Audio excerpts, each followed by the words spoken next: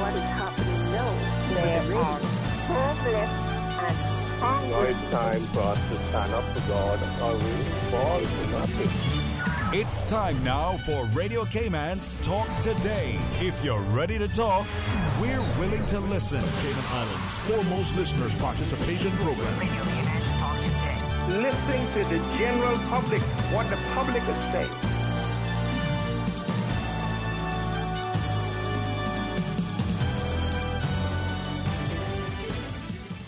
And good afternoon, Radio Cayman Nation, and a happy Wednesday to all of our loyal listeners. As always, you're tuned into the station of the nation, Radio Cayman. And I'm Raymond Singh, filling in for Mr. Dwayne Ebanks. Sterling will be here in a little while. Thank you for letting us into your homes, cars, and offices for today's episode of Talk Today. We will be kicking off our show meeting with Mr. George Smith and Ms. Priscilla from the Agriculture Society and Unique Investments here to discuss their upcoming summer camp. As always, we do welcome your feedback and questions and invite you to join the conversation. Simply dial 1-800-534-TALK.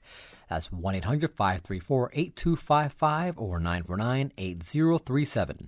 Stay tuned for Talk Today following this brief commercial break.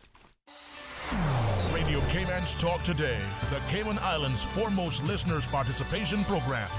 We ask our listeners to avoid statements or comments which are abusive, derogatory, malicious, or defamatory. Do not use any indecent language or make any statement which is false or misleading. Email talktoday@candw.ky or call 1-800-534-8255. Courtesy of Live Communication. Let your voice be heard. Radio Cayman's Talk Today.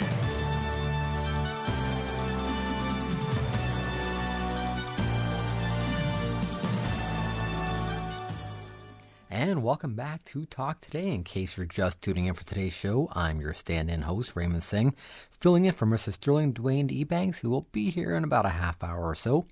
And we do have in studio Miss Priscilla Miles of Unique Investments, and joining us shortly will be Mr. George Smith, the president of the Agriculture Society, and we're here to discuss the upcoming 3-4-5 Heritage Summer Camp for Kids. Is that correct? Yep. And Ms. Priscilla, tell us about yourself. Hi. Yeah, so me, my sister and I, we started this business called Unique Investments. And it's catering to having camps available on government school breaks. And they're affordable as well. We're going to kick off this summer continuing with the Coat of Arms theme. So our theme for this summer camp will be based off of that. We're going to have some great guest speakers coming in to speak to the kids, local crafts, Cayman cooking, a lot of great fun coming up. So, well, let's do a quick backtrack and give a bit more history to Unique Investments. How long have you all been in business? What are some of the other camps you've done? And yeah, we've been in business now for a year. We've done about 4 camps already over the breaks, and they've been a good turnout. The kids are always excited to come back the next day, giving you hugs and everything. So it's a good interaction, and to see the kids actually making an effort to work together, team building, it's great to see how they react, and keeping them occupied over those short breaks or long breaks is a good thing to keep them focused instead of, electronics. Nowadays, they're always on those. So we try to do unique stuff, like different themes every time, and have the kids encouraged to come back every time. What are some of the themes that you've held in the past? One of the last camp we did was the Easter camp, and that was based on camping. So we kind of prepared the kids on, what do you need to be prepared when going camping. We had guest speakers come in, the fire department as well, showing them how to put out a fire properly and, just interacting with them there. We've had someone from Plastic Free come in and speak to the kids about recycling, how important that is. We had the National Trust come in and talk to the kids about endangered species and plants and which plants not to touch and different little things that would help them out. Now, you've partnered with the Agriculture Society for this camp, but where have you held your camps previously? And Well, our camps are held at different locations. It's depending on the theme that we try to capitalize on the space and environment. So the Easter camp was at the South Sound Dark Park. Okay. So that theme worked there. For the summer camp here, we're actually grateful for the Aviculture Society to come on board with us in co-sponsoring the venue. Being that we want to bring in the livestock animals and the plants and great stuff that's going to be happening there, we felt like that would be the best location for that. That's great. And so walk us through a bit about the camp details that are coming up. The camp next week. Okay, so the camp next week, we know that school is closing, government school is closing early. So we will start the camp on the Wednesday, June the 26th, 27th, and the 28th, going into the first week of July to the 5th. Each day we're going to have a different theme. The first day we're going to talk about the coat of arms. The next day we're going to talk about farming and planting. We have local crafts, livestock, local music, Cayman cooking, and then the closing of the camp is a fun day.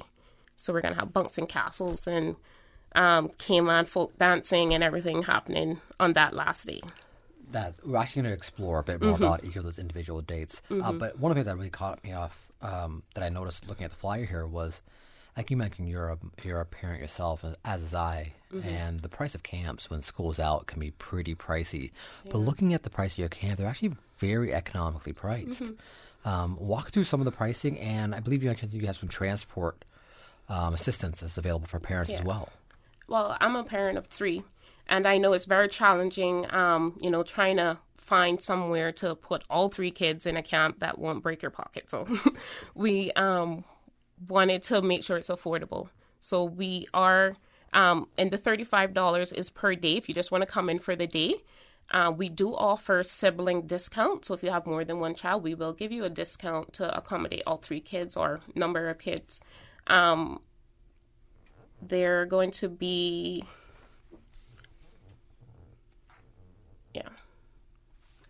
Yep. Sorry, you said it. So it's $125 for the full week. Yeah. Right. So the following week in July is 4 days only. So if you want to come in for that week, it's $125. Okay. The kids do get 2 snacks, 2 fruit snacks and a lunch, as well, which is including in that price. To accommodate everyone in all the districts, we are offering free transportation. So if it's someone who's not having the ability to get to the camp, we will have pick up and drop off areas in each district to take the kids to and from the camp. That's fantastic, because one of the issues that we always have with camp is deviating from our normal transportation route in the mornings, and when you're trying to manage those logistics at 8 o'clock in the morning during rush hour traffic, it could be a little... challenging. Very challenging, to be very blunt about it. Well, the good news is school will be out, so there shouldn't be as much traffic. But we will have a representative at each drop-off location. So once you get there, you'll sign in your kids. Someone will be there, and then the bus will leave from there. So you don't have to wait if the bus isn't there. Well, you can just drop off and then. Now, for those listeners that are out there that are interested, what are those drop-off locations and times? Okay. In West Bay, it's the Town Hall. In Georgetown, it's Kurt Supermarket. In Bordentown, it's the Bordentown Civic Center. In East End, it's the Elliott Colony Civic Center. Red Bay is Hurley Supermarket. And North Side is the Craddock Ebanks Civic Center. So we try to get the public locations where it's easy on the way for people to drop off. The bus will usually be there, should be there like 8 o'clock. Our camp starts at 9. So we still have transportation time back and forth before we actually start. Okay. The camp finishes at 5, but the bus will leave at 5 then, because we want to make sure the kids get all the activities in. Of course. Once the camp is done, the bus will then drop the kids back to that location. Okay. And is there a capacity on each district bus? Well, we have 2 options open. Depending on the numbers, then it will determine what size bus we'll need. So if, we'll work on air by that. All right, fantastic. Let's take a quick break. When we come back, we'll talk a bit more about the individual days that you have lined up, along with exploring some of the counselors that you have in line. Okay. On that note, we'll head back to Susan in the studio. A caring and community spirit, cherished family and cultural values. These are some of the things that still embodies the Caymanian way of life in the Eastern Districts today. Savannah Pharmacy, your neighborhood pharmacy, located in Countryside Shopping Village, is delighted to offer products and services of real value. Whether it's catering to your family's medical needs or carrying apparel, gifts, and beauty products, Savannah Pharmacy provides you with more than just prescriptions. Remember, they're always just around the corner with everything your family needs and convenient opening hours, including Sundays and holidays. Savannah Pharmacy. For more information, call 946-3336. Dessert lovers, Exquisite Edibles presents an exciting series of cookie making and cake decorating workshops with award-winning cake designer Daniel Catan at Savannah Primary School, Tuesday, July 9th to Sunday, July 14th. Sugar roses, buttercream, fondant, 3D cakes, cookies, and a wedding cake masterclass. Beginners and advanced learners are all welcome. Price ranges $150 to $200. For more details and to register, call or WhatsApp 917-5538. Or email exquisite.edibles@yahoo.com. Exquisite Edibles brings Daniel Catan to Cayman, July 9th to 14th. Hurry, space is limited. Traffic congestion is bad for your mental health, bad for your wallet, and bad for the environment. Did you know that Cayman's carbon emissions per capita are nearly 4 times that of Europe, according to worlddata.info? Empty car seats are a wasted resource and contribute to traffic congestion. Carpooling is socially and environmentally friendly and can save you up to $1,000 per year in fuel and upkeep. Visit the Ministry of Commerce, Planning and Infrastructure Facebook page for more tips on energy-efficient commuting and be an energy advocate. Hi, this is Bob Kingsley, and this weekend, the Bob Kingsley Top 40 Countdown is brought to you by Merengue Town. Liven up your weekends and let loose with the grooves of Merengue Town. It's time. Feel the rhythm. Time to feel the vibes. It's time for Merengue Town. And, of course, the rest of the 40 hottest hit makers on the radio this weekend, right here on the Country Top 40. Talk today. But I do have some questions. Talk today. Cayman Islands' foremost listeners' participation program. Talk today. Because there are more questions than answers. What the public is saying. Waging to take your calls right now. Sterling Dwayne Ebanks.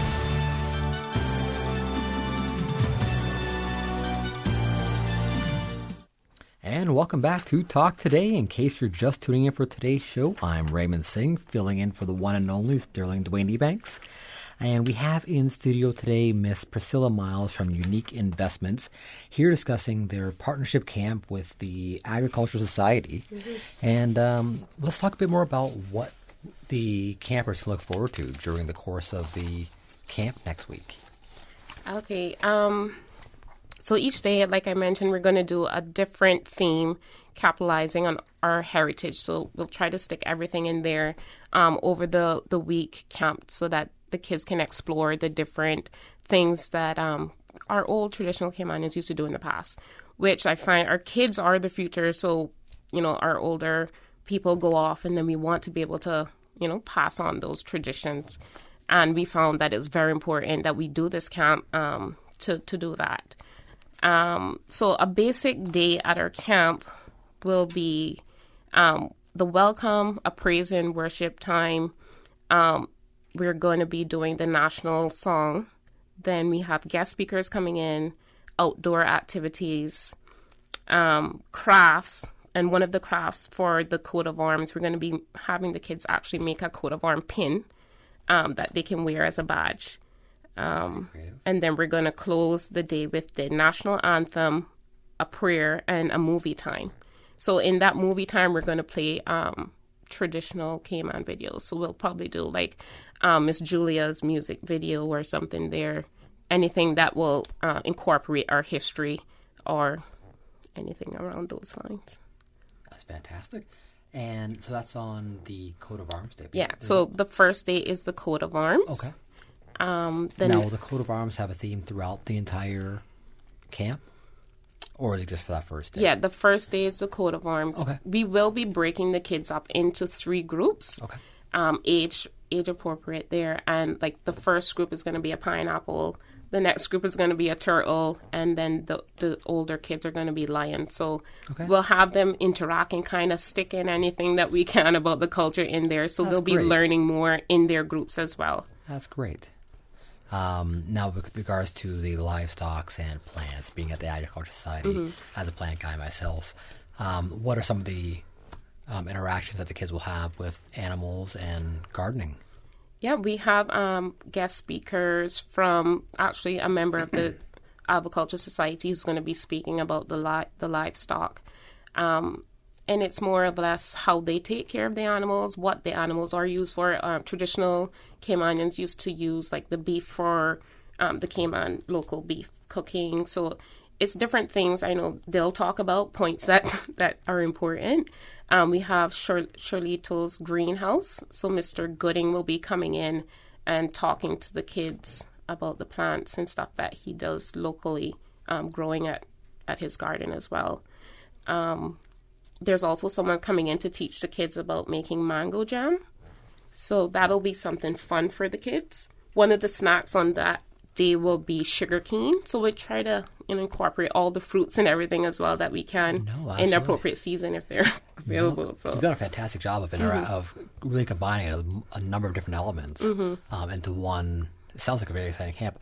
Before we go to all the other items, we do have one caller on the line. If we take that one caller. Caller, how can I help you? Good afternoon. Good afternoon. I'd like to say that the camp sounds like it's going to be very interesting. That's great. And I really hope that the children enjoy being there. And I was wondering whether in singing the national song, if you could try to teach the children all the verses, because they mightn't even know that there's more than one verse to the national song, and see if they can comprehend what all the words mean, and that it would have some meaning to them, and they're not just singing to sing. Yes, and that's one of the main goals of incorporating the national song and the national anthem, because kids are still confused too between the two. So having the full song put out there, we'll have it up on the screen and everything, and showing them how to properly stand up and different things about honoring that national song. Will your camp, what age range is the camp catering for? It's 5 years to 12 years old. Great. Well, I sure hope that everything goes well. Okay, thank you. Thank you, caller. All right, and Mr. Silla, so you're going back to the camps and the different themes that you have throughout the camp days on the local Cayman cooking. You mentioned that there's going to be some teaching about regarding mango jam and sugarcane. What other kind of cooking can the kids experience? Yes, they're going to be doing a cassava demo, so they'll actually get hands-on on what that looks like to do from start to end, because they might see that and don't know what it's about. Like, they eat it all the time and it tastes good, but they don't know how much work or what it is to put in to do it. So focusing on a dessert mainly, local Cayman style beef, which takes a long time, because I can cook it, but it takes a long time to cook. But it's just showing the kids how much work and effort it is that the old Caymanians used to do to make that meal as well. Of course. And how they used to keep it warm because there weren't no stoves. So we'll have some guests speaking about how the old Caymanians used to keep it warm. And I know will it be hands-on for the kids as well? Okay. They'll be in different groups. Okay. Once the guest speaker finishes speaking, we'll break off into different groups where it's more interaction there. We'll also be making swanky. So, yeah. There are going to be a lot of different things that they can do. They'll have the little sample to take home so mom and dad can taste as well. So, yeah. That's great. And as far as, are there going to be any kind of sporting activities? You mentioned some crafts and games. What are some of those other elements that the kids are going to be taking part in? Yeah, so for the crafts would be our local craft day. The kids will be making thatch rope, plaiting. Maybe it's like a bracelet, something that they can learn more about that way. We also have Mr. Deal, who will be demoing and talking to the kids about making the gigs, different gigs and kites. Okay. So it'll be fun. The kids will then make their own kite after. Okay. So that's great. It's not just lectures and having guest speakers come in. No, because I know how bored the kids get really fast. They've been in school all year, right? This you want to make sure that they're constantly going and keeping active and wanting to know more and do more. I find with our camps, they're always eager to move on. Like, what's next? Of course. So we'll try to keep that rhythm going of different things. Like on an hour, we'll be changing off to something new. So they will have a playtime. Okay. And I know at the agriculture grounds, there will be like AC rooms there. So there will be cool areas for the kids to relax in. But I've visited there, and it's pretty cool during the day. The breeze will be under the pavilion, but we'll have big stand fans as well, just circulating the air. But it's all that traditional, like local feeling as well, because in the days it used to be hot. Yeah, but we'll make it cool for the kids. They'll have popsicles and different little snacks to keep them going. So of course, there'll be lots of fun. Now, should parents pack sunblock and hats and the usual outdoor apparel? Yeah. Okay. I will encourage them to bring a water bottle that they can just refill as well. Okay. But we'll have water on site. So. Okay. And a very important element that we got to touch on as well, counselors. When it comes to this level of camp, this number of students or campers that you have, tell us a bit more about the counselors that you have. Yeah, the volunteer that we have working with the kids, or teachers that are on their school breaks that are able to come out and help us, and we're very thankful for them, dedicating their time on their break to work with us. But we are using people who are, work with children, first aid certified and all that good stuff. So your children are in good hands. They will be in good hands. And then we also have some youth that will be assisting the leaders, and they're from like Girls Brigade and different themes like that, where we're glad to have those young Caymanians who are growing up, who love to work with children and help us out in any way they can. So we appreciate all their volunteer time as well. That's fantastic. And for those parents that are looking to sign their kids up, how can they go about doing so?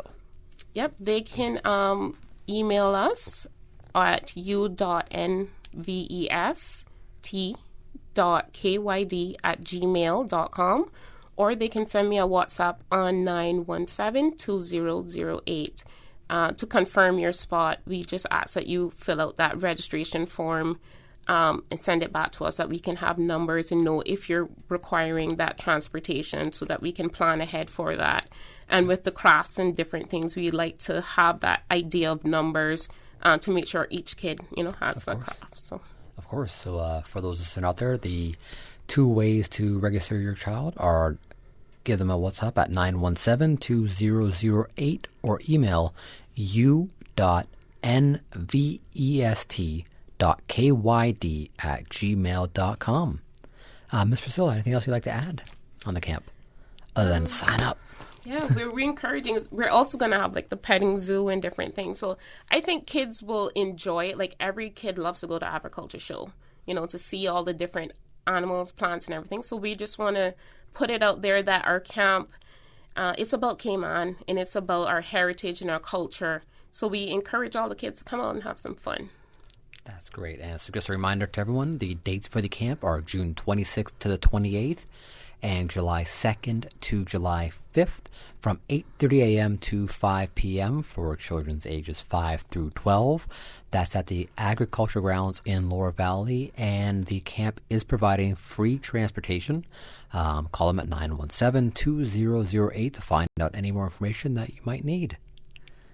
So thank you so much for coming in. We do appreciate it. And all the best with the camp next week. Okay, thank you. Thank you. On that note, we'll send it back to Susan Watson in the studio. There are plenty of reasons to be a Logic customer. There's lightning-fast internet connectivity.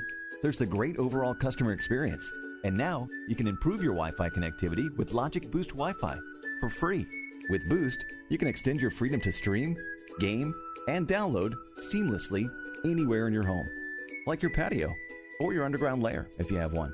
Sign up now for any Logic Bundle package and get free Boost Wi-Fi for a limited time. Visit logic.ky for details. June 26th is International Day Against Drug Abuse and Illicit Trafficking. Did you know that use of alcohol, tobacco, and other drugs begin in adolescence? Studies show that the brain doesn't stop developing until the age of 25. So, kids, don't harm yourself by putting alcohol, tobacco, and other drugs in your body. This message is brought to you by the National Drug Council and Radio Cayman.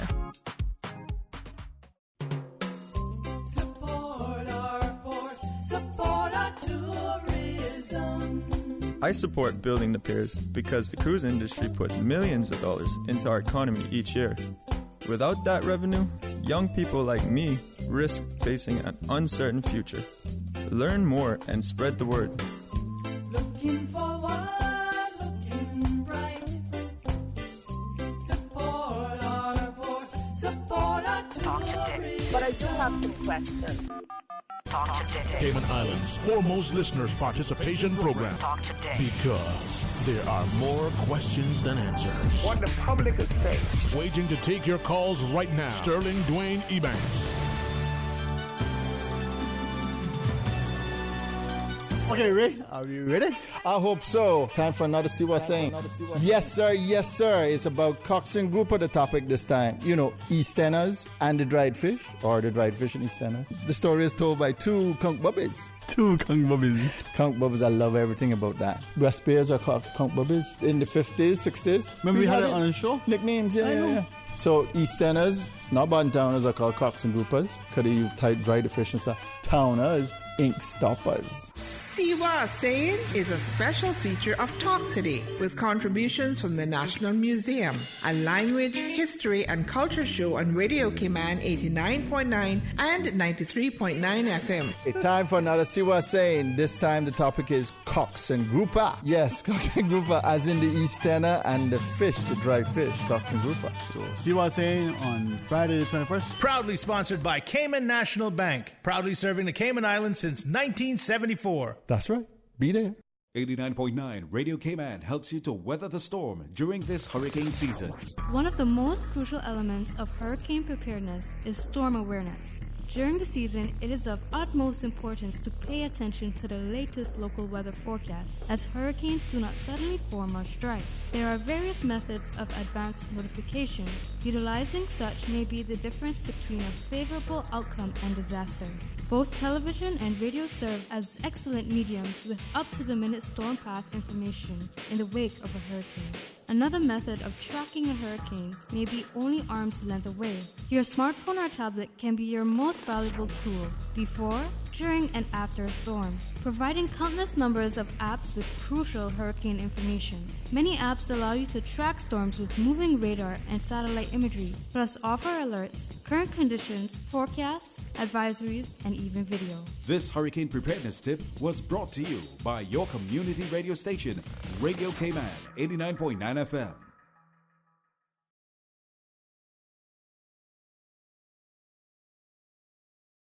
Talk today. But I do have some questions. Talk today. Cayman Islands' foremost listeners participation program. Talk today. Because there are more questions than answers. What the public is saying. Waging to take your calls right now. Sterling Dwayne Ebanks.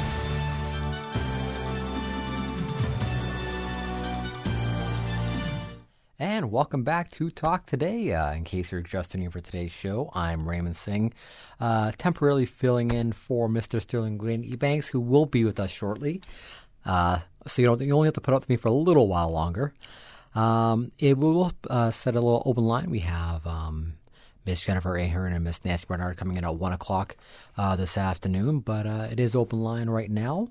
Quite a bit going on in the news today. We have the unfortunate incident up in West Bay recently with the domestic incident, and thankfully those individuals are now in stable condition.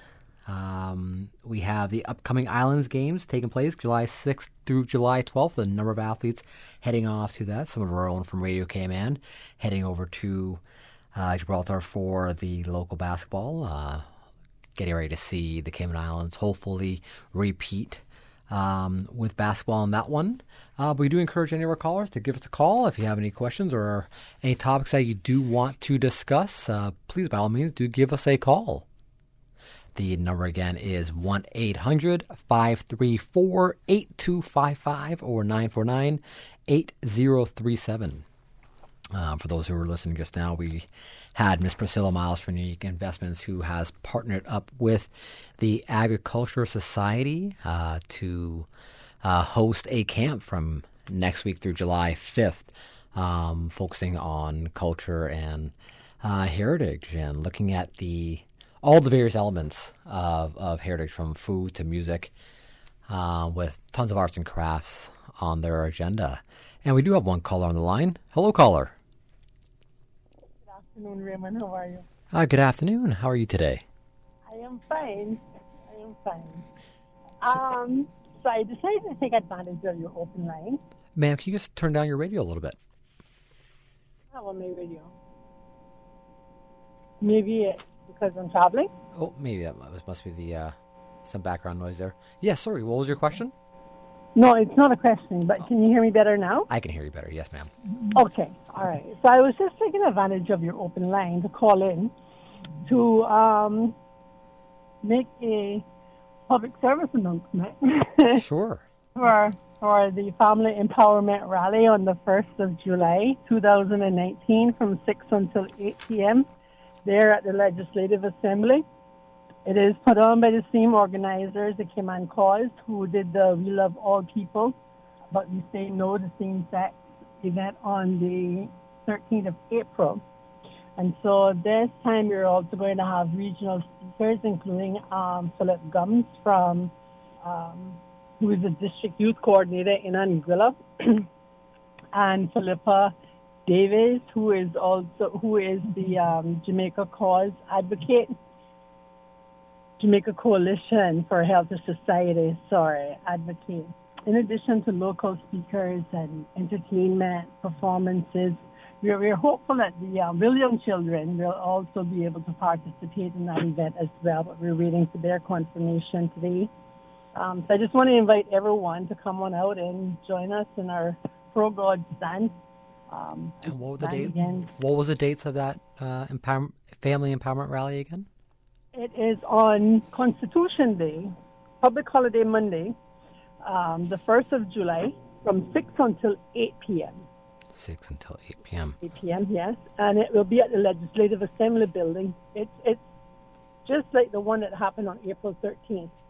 Okay. And if people have even more information, with more speakers and more information, and if those wanting to attend have any questions or more questions for you, how can they get in contact with the organization? They can contact us either on 922-6644 or 916-6182. Both of those numbers have WhatsApp. We also have a Digicel number that is 322-0222. Okay, and our email? Yes, please, yeah. More information, the better. Real easy. It's Cayman Cause, CAUSE, @gmail.com. Okay. Cayman Cause @gmail.com. And for those listeners that may not have been aware of the previous get-together back in April, who are curious about what the purpose of the rally is, what is the overarching message and purpose of the Family Empowerment Rally on July 1st? It has more than one purpose, really. Okay. One is to continue to uphold democracy in the Cayman Islands. It all arose as a result of the same-sex marriage ruling. And there are people in this country who know their power and the responsibilities of government, the three branches of government, the executive, the legislative, and the judiciary. And we are adamant that we never granted in any form, shape, or manner by construement or misconstruement any power to the judge to make or amend laws, but he has the power to read and interpret laws, and that when he cannot read it in accordance with the Constitution, he's to send it back to the legislative, who then, if it's a significant point in the Constitution, must bring it back to the people. So we are standing to uphold the democratic process. Okay. We are also standing for biblical values, Christian biblical values. And we are also taking a social stand because there are many, many ailments that is attached to the LGBT lifestyle that the public is not aware of. You hear people saying, well, it's not going to harm me. That's not quite true, because we are all affected by the things that affect us as a society. And so when you have increased rates of diseases and so on, not that other people do not contract STDs. I'm not saying that it's only the homosexual or LGBT persons who do. That's not what I'm saying. I'm saying there's an increased risk with it. It also carries a financial burden. It has a higher rate of suicide. All of these things need to be brought to the public so the public, are fully educated on the issues that can and will affect us as a society if we legalize same-sex marriage. Okay. Are there other topics outside of the marriage, the democratic and the Christian values that the rally is going to be touching on? Any other social elements that the rally is going to focus on? This one is geared specifically as I just laid out. However, Kim and Call's purpose is to address family values, the social fabric of the country. And so we will be addressing other things as we continue to press on. Family values is not just about sexual behaviors. Family values is also about having a strong communicative relationship within your family, and how do you build that? And that's one of the things that's missing even now, where parents and children, they don't talk, and if they do talk, they have arguments, and they don't see eye to eye, and so the child's going one way and the mother and father are going the other way, and each are saying, I can't talk to the other. And so we have to reconnect the members of the family through proper love and communication with each other. And so there's so much work to be done in so many different areas so that we can reiterate and strengthen our social fabric and revive our family values as used to be. There was a time, Raymond, I'm not sure how old you are, but Dwayne and I were talking about it the other day, where the older persons in the family would take the younger person in the family and say, go take this over to aunt or uncle so-and-so. When you got there to deliver the little fish dinner that your mama was sending you with, uncle or aunt, whoever said, listen, you carry this back up there to your mama. I just went and pulled my cassava from out the ground. So you want to root a cassava, you carry that back for her from me here. We all took care of each other. And these are things that we really need to get back around to, because we have such a frayed society at this time. We are so heavily focused on having to pay the bills, and we have a chant that says the Cayman Islands is one of the world's top 10 financial centers in the world. But where are we as a society? Take a look at the lack of proper health care that we have in this country. How many people it is in each community who doesn't even know how to properly access health care and social welfare forms, services, and fill out forms. And these things, because we are our brother's keeper, and if we were united again as a society, we could help each other so much better to get through and get over all the hurdles that we have individually and as communities. And so while this one will be looking at the same-sex marriage, we are not exclusive to just that fight. There is a lot of work, and we have people who are calling me saying, we want to be members of this group, and we're going to have registration forms out there on July the 1st as well.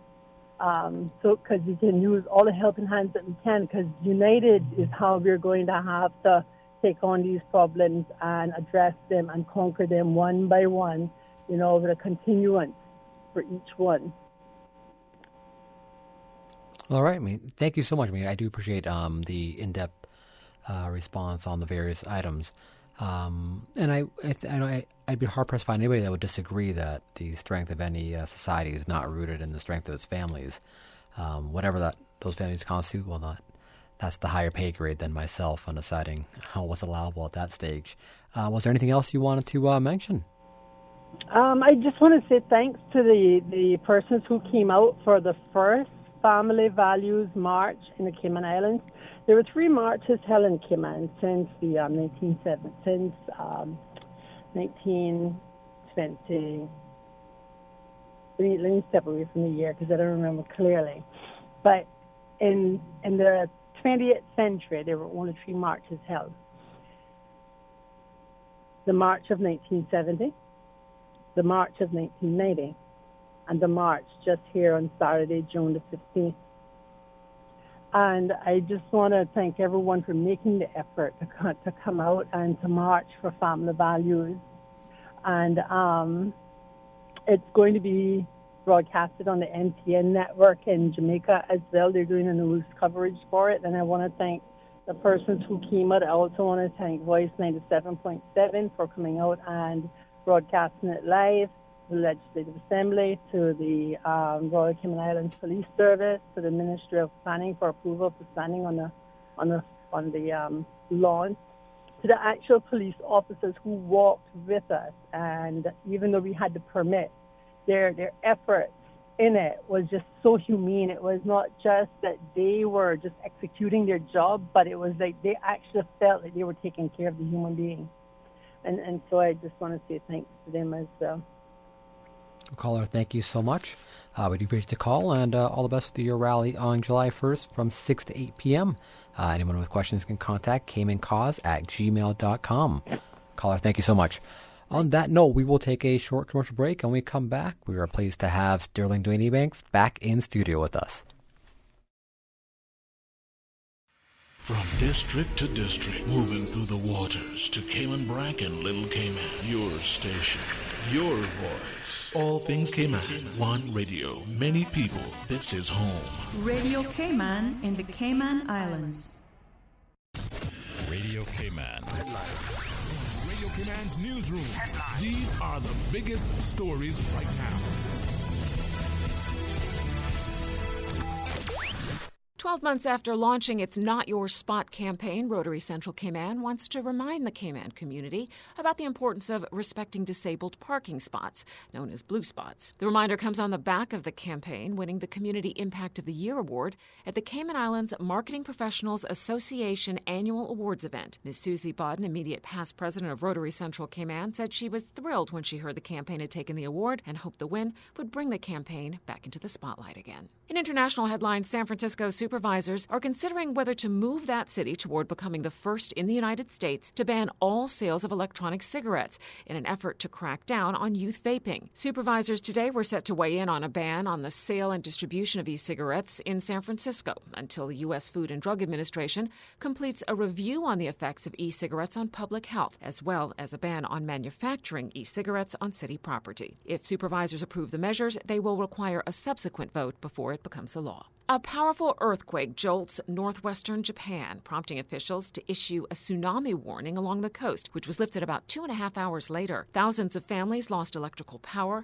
and bullet train services were suspended, but there were no reports of serious injuries or damage from the magnitude 6.7 quake. Japan's meteorological agency said the earthquake was located off the western coast of Yamagata, about 50 kilometers or 30 miles southwest of the city of Sakata. It said the quake was fairly shallow, about 9 miles below the sea's surface. Shallow quakes do tend to cause more damage. Those are your headlines from Radio Cayman's newsroom. I'm April Cummings.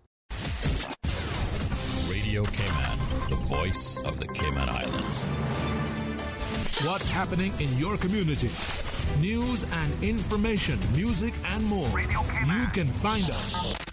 www.radiocayman.gov.ky.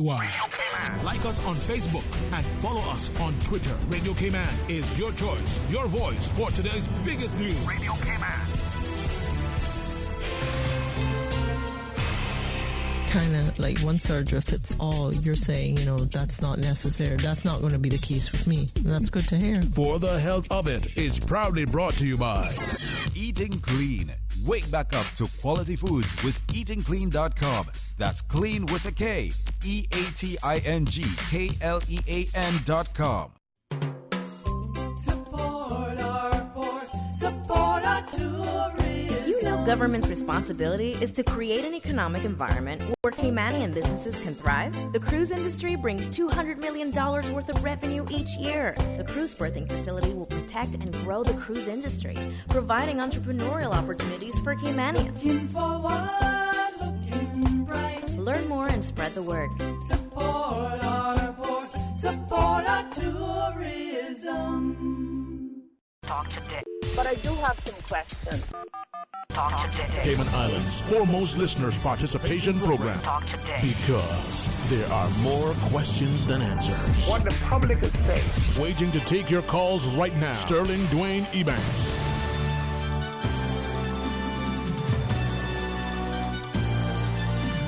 Hey, good afternoon and welcome. I know you're thinking, wow, Singh has a different voice. Well, I want to say first off the bat, I'm very, very grateful to our colleague Singh for sitting in for a bit, and for Susan for just, always behind the scenes, making it work so effortlessly. In the studio now, a chance to talk about the National Culture and Heritage Policy and the strategic plan for our country. Our good company of Chief Officer Jennifer Ahern and the Deputy Chief, Ms. Nancy Barnard. Ladies, thank you very much. I share each time that we sit here, we get to learn. Hopefully, love a little, laugh a little, because life is just too precious not to enjoy. I feel honored and privileged every day, for this opportunity. As I tell people, we should pray not only, for our job and be thankful for it, but for the health to do the job that we have.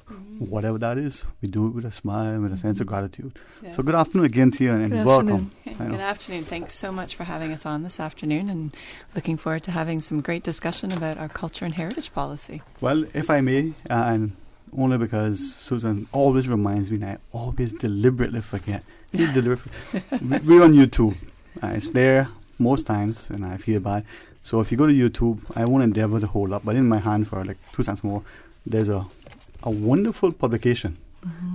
Amazon, you see, and you can get a copy of this. Most people, it's usually free, but if you want a copy, they charge you for it. So Susan said I must hold it up.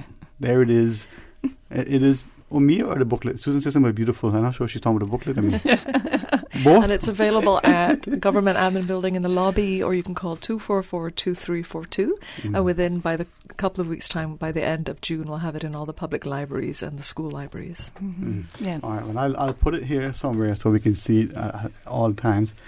And only because I don't have my glasses, so I don't know the point of me opening it up for. I will see it anyway. But it's far enough away. If I open it, I'll probably see it from this distance. But I did look at it initially, just like you took a magazine.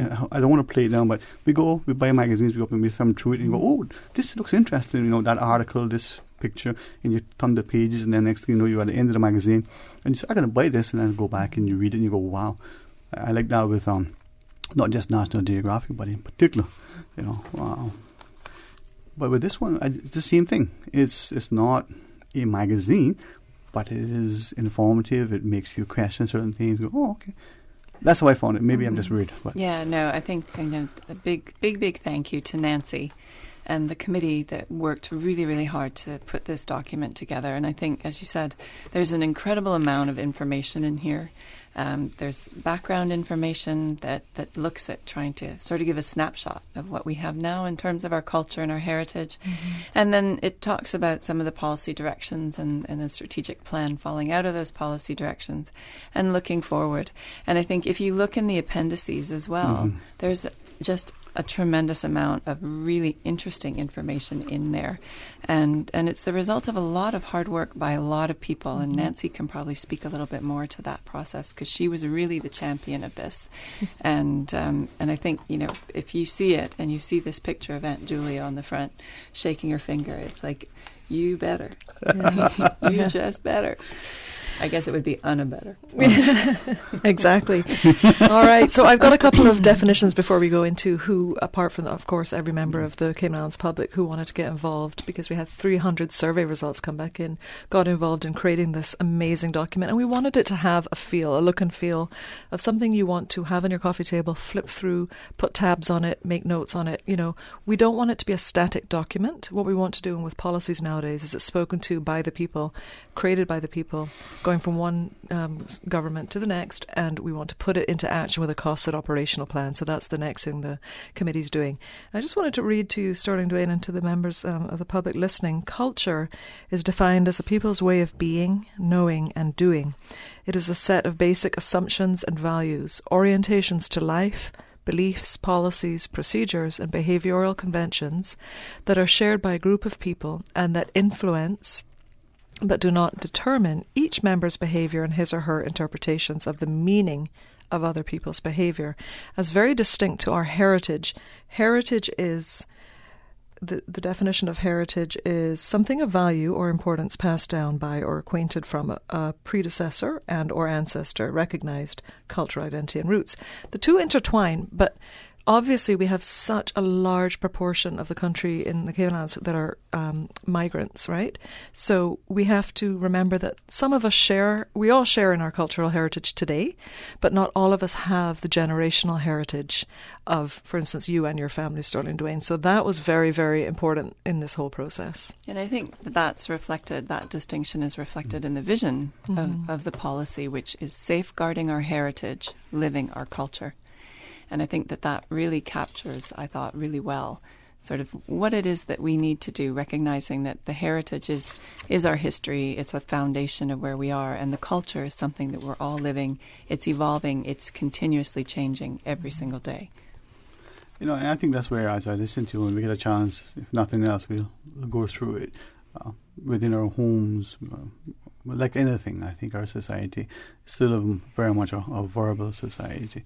And we talk about a lot of things. Hopefully, we increasingly engage in some of positive action. But how to document? We'll talk about it when we're having coffee with our friends, when we're socializing in the evenings over barbecue. Let it be a part of it so that it is transmitted from generation to generation. The values, that level of heritage that we want to preserve and champion, that is there, it's not forgotten, and there's so much that is. Yeah, and it's now actually a critical point. It really does need to be preserved, and our cultural heritage promulgated to the next generation, passed down, handed down, catboat construction, boat building, thatch crafting, all of those things. And they don't need to be only what was done in the past. They can also speak to future designs and future artistic endeavours. But I just wanted to thank, what the Chief Officer mentioned was there were so many people involved, and I just wanted to read out those persons on the committee who are continuing to help with costing this plan, so we can see we have 67 discrete goals in this policy and strategic plan. And rather than try and bite all of the 67 off, we thought, let's prioritise. We've come up to about 24 that we really want to kick in the first few years. It's a 10-year policy. So obviously we had the Ministry for Culture, we had the Managing Director of CNCF, Ms. Marcia Matu, the Director of the Museum, an archaeologist, Peggy Leshiker-Denton, the Director of the National Gallery, Natalie Urquhart.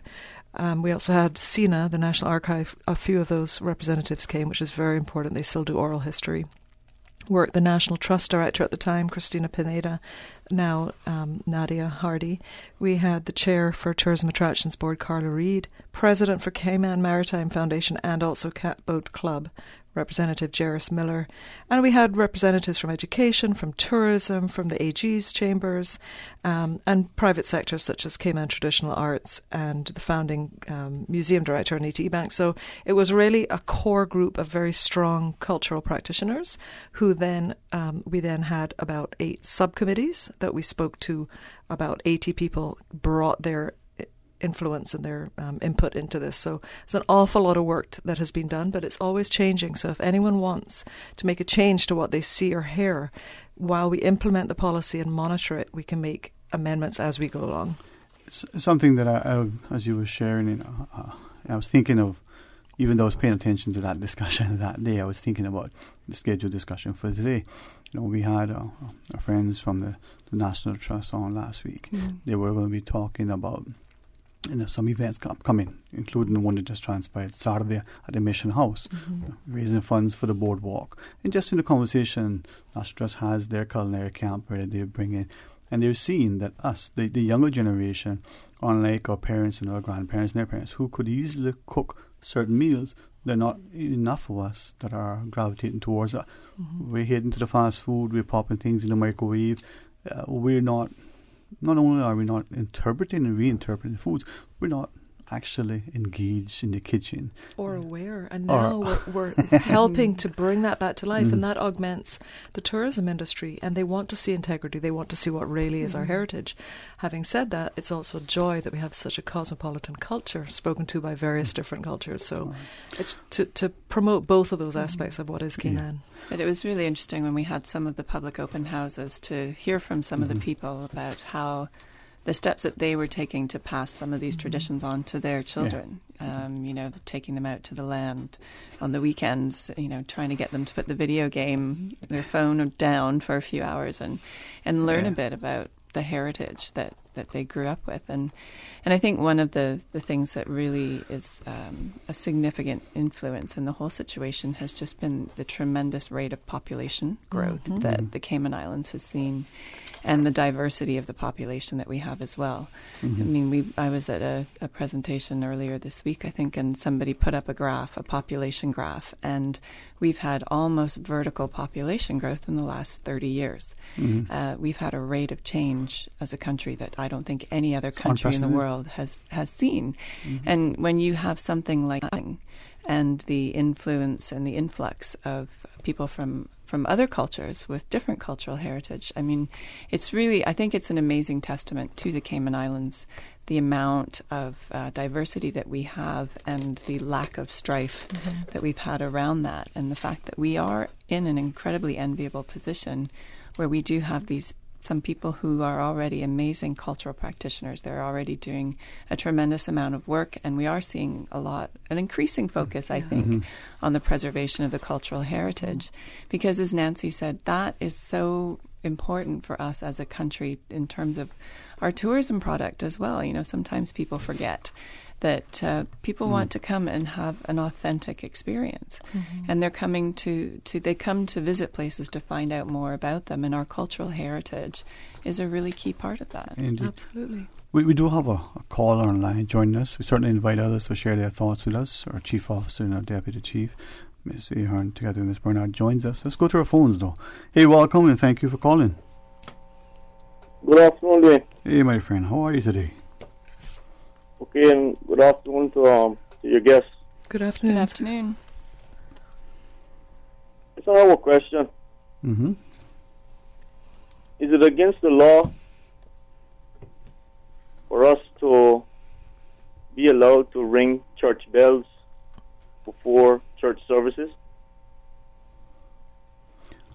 I don't think so, but I mean, I don't know. I know may not be against the law. And I'll ask you, why do you think the law would it be because the noise level that it may consider a public nuisance, or is it that the practice has stopped, and so you think, well, wonder if it's the law?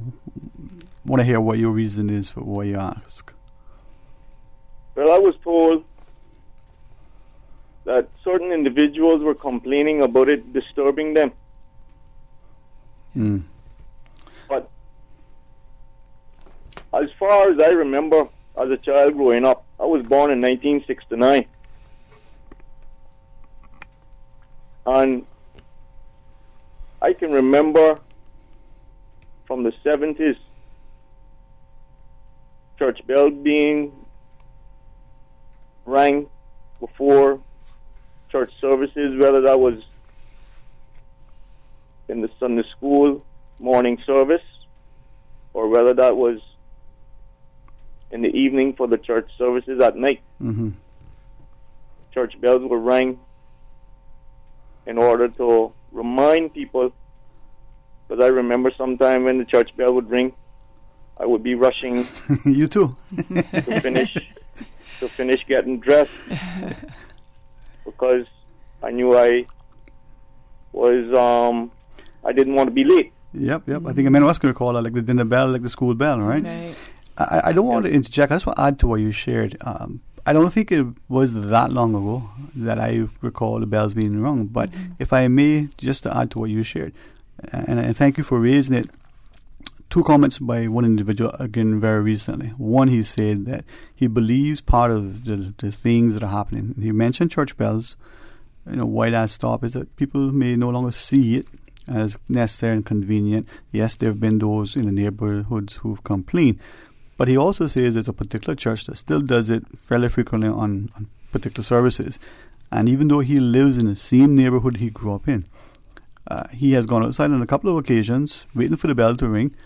And even though he's, assured it has been, the practice to continue ringing the bell, he can't hear the bell now because of all his words, the noise pollution that is going on. And he's outside. Now, when he's inside his house with air conditioning on, definitely won't hear it. I'd like to add to what the caller said. Caller, thank you as well. I think that speaks to 2 things with what we're looking at here. Religion, how we live, how we, culinary arts, all of this we've touched on is all part of our culture. But I remember the bells in the 70s as well in West Bay, and I think that I hadn't thought of this at all, the lack thereof, but maybe one of our interns, for example, could do an exercise. We're trying to take all the comments made on calls and really look into them, and maybe they could see, number 1, how many of these bells still exist. Number 2, if they still are in existence and not replaced by a new church or a new steeple, can they be, re-engineered so that they can be rung? And number 3, it's our intangible heritage too. It's how we lived and how we called each other together as a community. So I know we're really focused on decentralising and getting out to the communities. So this would be a really good avenue, and I thank the caller for that. Yeah. Anything else you want to share? Sorry, I didn't mean to interject, but I appreciate you allowing us to add to what you said. Yes, well, when it comes to our Christian heritage, that is a big part of our Christian heritage. And the last time I remember hearing a church bell ring was just before Hurricane Ivan. And that was at the church in Bosun Bay. Thank you all very much. Thank you too, man. And some good points. Little things that might seem little and insignificant, or you don't even think of them, and it was a big part of life. And if you look at, forgive me, I mean, I love this country, and I think we need to look at it from our own families, the little bit of the neighborhood we're in, and then the wider communities. But in West Bay, if you heard a church bell ringing, even the Wesleyan Church in West Point, up in the sound, you could hear it. The Bosun Bay Church, you could hear it in Mount Pleasant. You could hear it. And the one out on the bay, I mean, that was almost as if it was right next door to you. But it was a different over water. Yeah, it was different. Again, it is for us to own it, to be involved, and to be a part of it. We'll see where it takes us. Why not, Chief Officer? Still a lot to do, but thankfully we're doing something, right? No, and I think that there's a lot of people who are increasingly recognizing the importance of identifying some of these pieces of our cultural heritage and taking steps not only to preserve them but to pass them on, and to make sure that there's an increased, heightened awareness among the younger generations. You know, some of the stories that you'll hear from even one generation ago are significantly different than the life experiences of like our children's generation. And that's, again, as I was saying earlier, it's a reflection of the incredible population growth that we've had, the incredible rate of development that we've had in the Cayman Islands over the last few decades. The changes that people have seen in their lifetime are unprecedented. Right. If I may ask, and we are indeed speaking to our Chief Officer, Ms. Jennifer Heron, and Deputy Chief Ms. Nancy Bernard, about our national culture and heritage policy. A friend recently, I say recently, but sometimes these years, recently could be 5 years ago, but it was less than 5 years ago. He made a trip to Iceland and saw my recollection of how he painted the story, sort of reenactment of things that they would do. So there was some sort of festival or fair in some part. I don't even remember where it was now.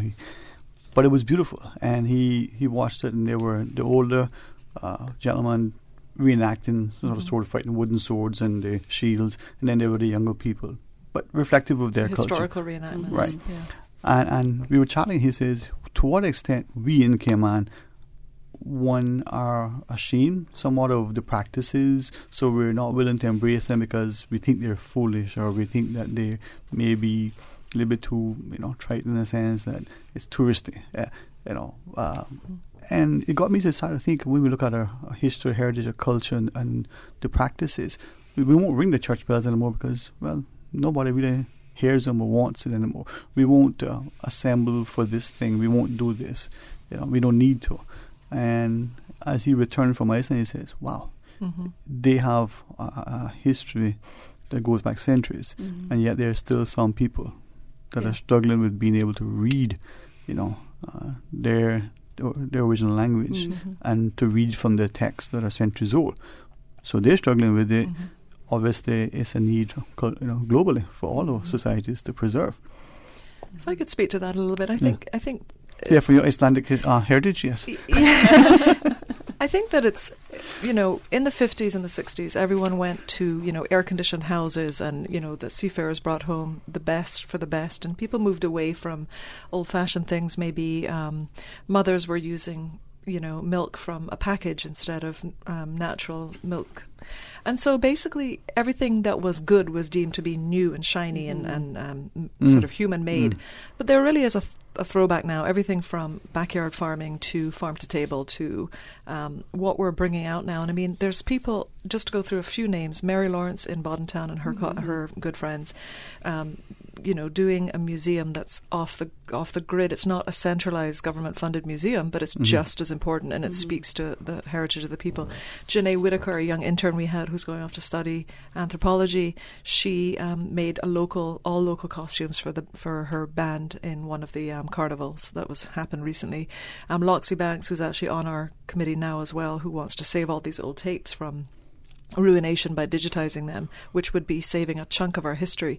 So I think all of this is happening. I think, and all of the organizations that we have are doing a great job. The Trust, the Gallery, the Museum, and the Cultural Foundation. I think the issue is we've never had sort of an overarching policy and plan, and now I feel like we get together so often and talk, and if that's all we do as a start is communicate, all the rest will fall into place. I don't think people are hiding it or aren't proud. They just maybe thought bigger and better was best for a while. And then now we're going, actually, what has integrity? What lasts? I'll give you an example. Old homes that are on the stilts.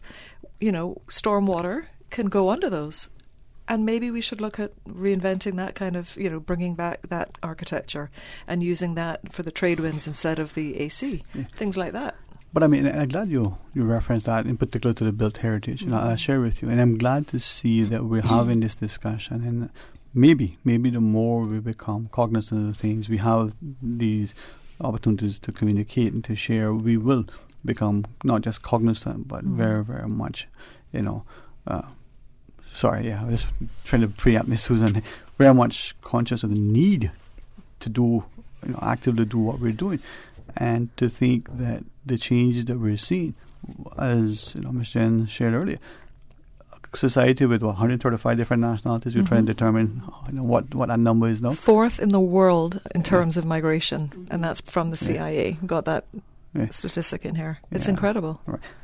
The level of social cohesion, the level of civility that's still in our society, we could do better at certain things, maybe use our roads and the like, and the level of courtesy that we exhibit, but there's still some semblance of us being somewhat, respectful to each other. That's a testament. You put two football teams in a stadium and the fans of each team, you can get a little bit rowdy, right? You imagine you put in 100,000 people, 100 plus nationalities, and yet we're sharing and we're getting along. But I think too, it speaks to the issue of the laws. You talk about the built environment. I recall two examples. One to build, seems like 1,000 years ago. You come back from university, you've got all these ideas, you've traveled, you're young, you want to be innovative, and we wanted to elevate our house using the old traditional methods of construction, but putting today's technology with the stilts and planning. Say, oh no, you can't do that. That's going to mount to a 50-story house. Well, it wasn't. But you elevating your house, and then if this amount of distance above the ground is another floor, but the old people had it on stilts, 3, 4, 5, 6 feet, whatever was the water to go through. We changed that. We have to work closely with planning. We have to work closely. Luckily, our chief officer has a background in planning. We have to work closely with education, with infrastructure, with all of these various areas. Agriculture, all very key.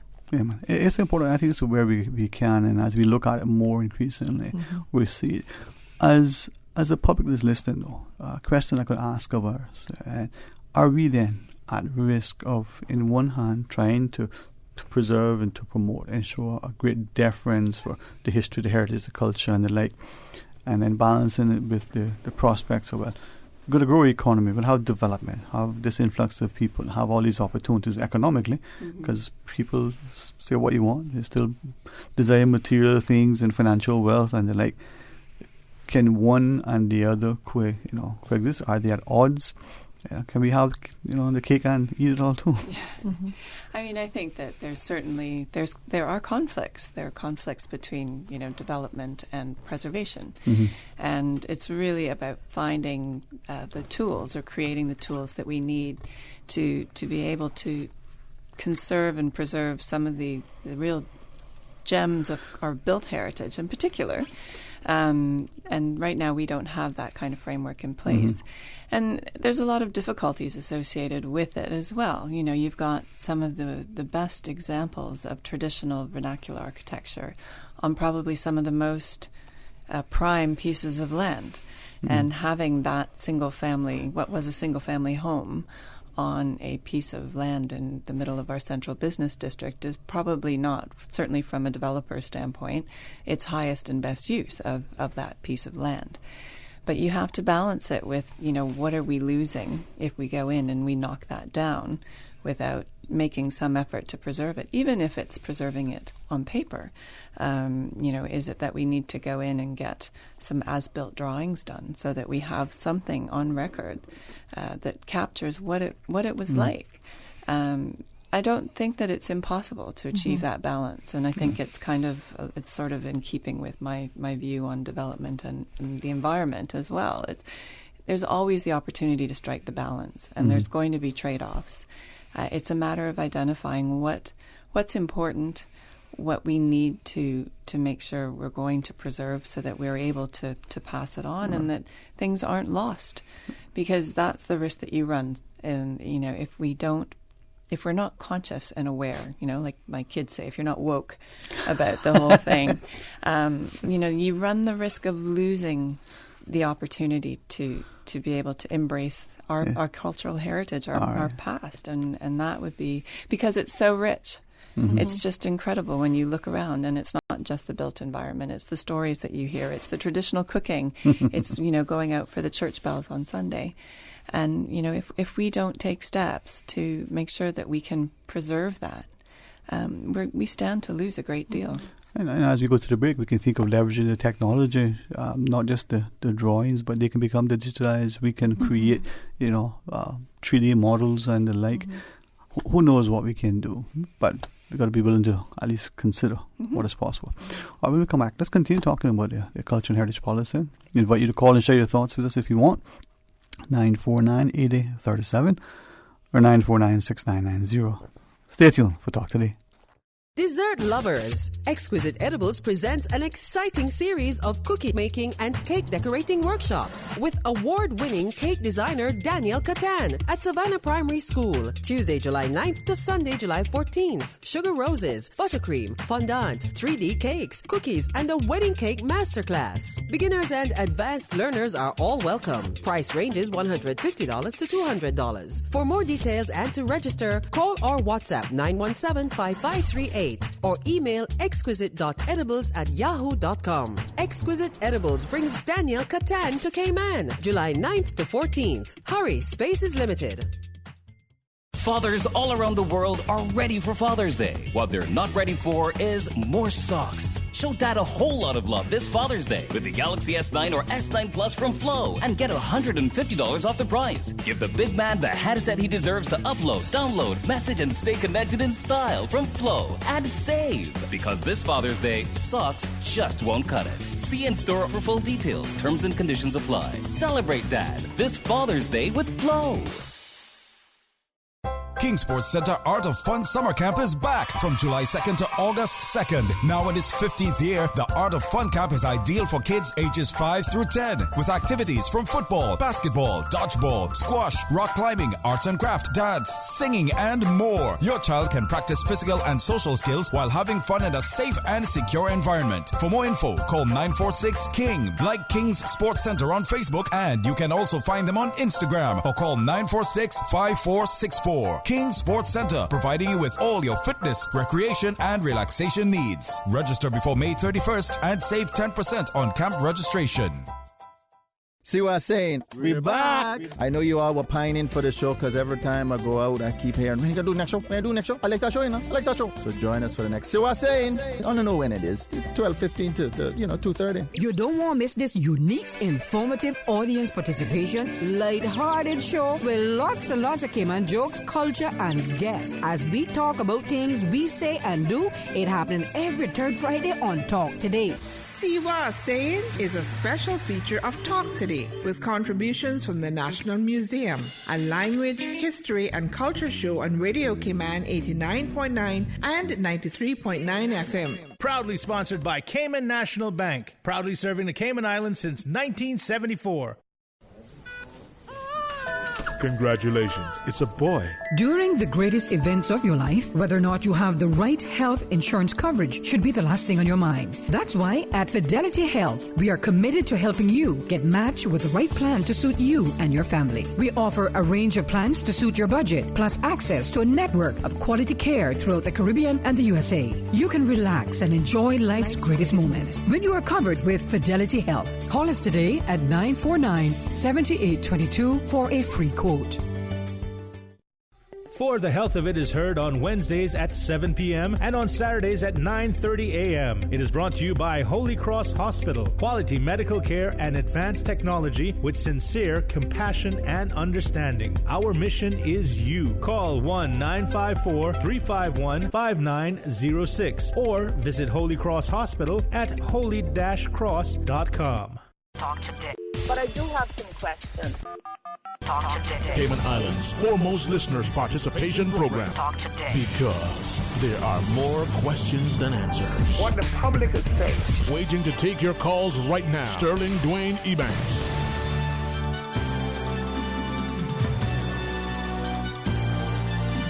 Hey, good afternoon and welcome back. Thanks so much for joining us. And if you were here earlier, our colleague Singh was filling in, and as usual, that voice, not quite a West Bayer, but not quite yet. But boy, we're glad to have good staff and good teammates that we can work together. So very proud of my civil service. In the studio, our Chief Officer, Ms. Jennifer Horn, together with the Deputy Chief Officer, Ms. Nancy Bernard. So we talk about the National Cultural and Heritage Policy. Susan says she's plugged the phone back in, so it probably will ring. No, just kidding. It's always plugged in. She's like, what are you doing? Sterling Dwayne, we also really want cultural champions. We want anyone who Government Information Service is helping us roll this out, and we'd love to hear from anyone, like the fellow about the church bells, which we hadn't even thought of, wasn't on the radar, to give us a call to say, hey, like, what can we do with this or with that? Just call 244-2342. Or reach out to the ministry responsible for culture through the Government Administration Building. We're ready to listen. If I may ask, you said this earlier, but just for emphasis, this is a 10-year policy, a living, breathing document. We can add to it, we can complement it, we can do things. So when people see something in print, they may think, oh, that's the be-all and end-all. You're sharing, no, this is part of the working document, as it were. This is where we are, and hopefully people don't believe us. Well, that's it. Then there's no more to it. This is just the launching pad. Is that? And it's the implementation. Nancy mentioned earlier that they're working hard on a costed operational plans for some of the action items that have come out underneath the overarching policies and the goals. And that's where Nancy says the rubber hits the road. That's where we're going to make sure that this doesn't just sit on the shelf. It's not going to sit on the shelf and gather dust and not actually come into life. We're determined that with this costed operational plan, with the support of the Minister and his colleagues in Cabinet, in terms of providing us with some additional funding for some of these initiatives, that we will be able to see things coming to life as a result of this document. If I may ask you to guide me somewhat, and I don't, it wasn't a structured discussion, but you just said something. I thought, you know what? Let's pretend that we're sitting around and we're enjoying a good tea, maybe some Cersei, I don't know. We're enjoying something. And you gave the definition, Ms. Nance, earlier of culture and heritage. And I think to a comment a friend shared earlier this morning as we were waiting for the things to transpire. And what's on the show today? And then you tell him culture and heritage. Mm-hmm. In sort of promoting the heritage, preserving it, getting people involved. And then in the culture aspect, as people come, they bring their foods, their customs. Mm-hmm. They bring their things with them. We as people, we embrace that. I love some foods that are not traditional. I mean, I enjoy them. I try to blend some of those with things I know. They don't work. They don't even work in the same plate, because, but they're lovely. How do we make sure that we do both? Well, first of all, there are no easy answers, because this... That's why we give you this question. Yeah, the culture and heritage policy, that's why we took great pains to split those two, although they're, of course, interchangeable, and a lot of people will live their culture and their heritage throughout life. But the reality is half of the people in Cayman are from other places, and about 30% of us who are from Cayman originally, our parents are from other places. So when we talk about heritage, you're the only one of the three of us who is going back heritage-wise.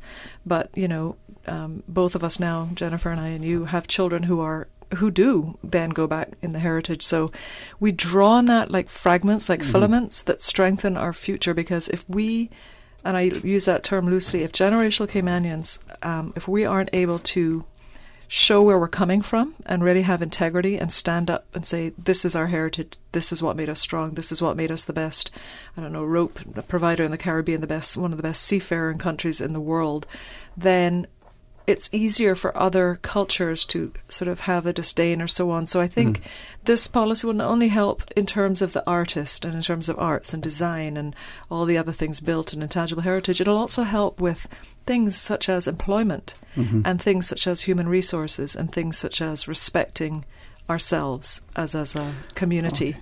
So it touches on a lot of different areas. I hope I answered the question. No, you did. And if, again, this is perhaps... maybe an opportune time, maybe not, but please guide me, because I said to the friend, why don't a couple of you guys come on and we sit around the table? Don't be afraid of the camera, don't be afraid of the mic. This is for what it's worth. I'll share. This is not someone who's originally from Cayman, but my personal view, there's nobody who loves this country more. His great-great-grandparents could have been born here. He has that sort of affinity, and there are men like that.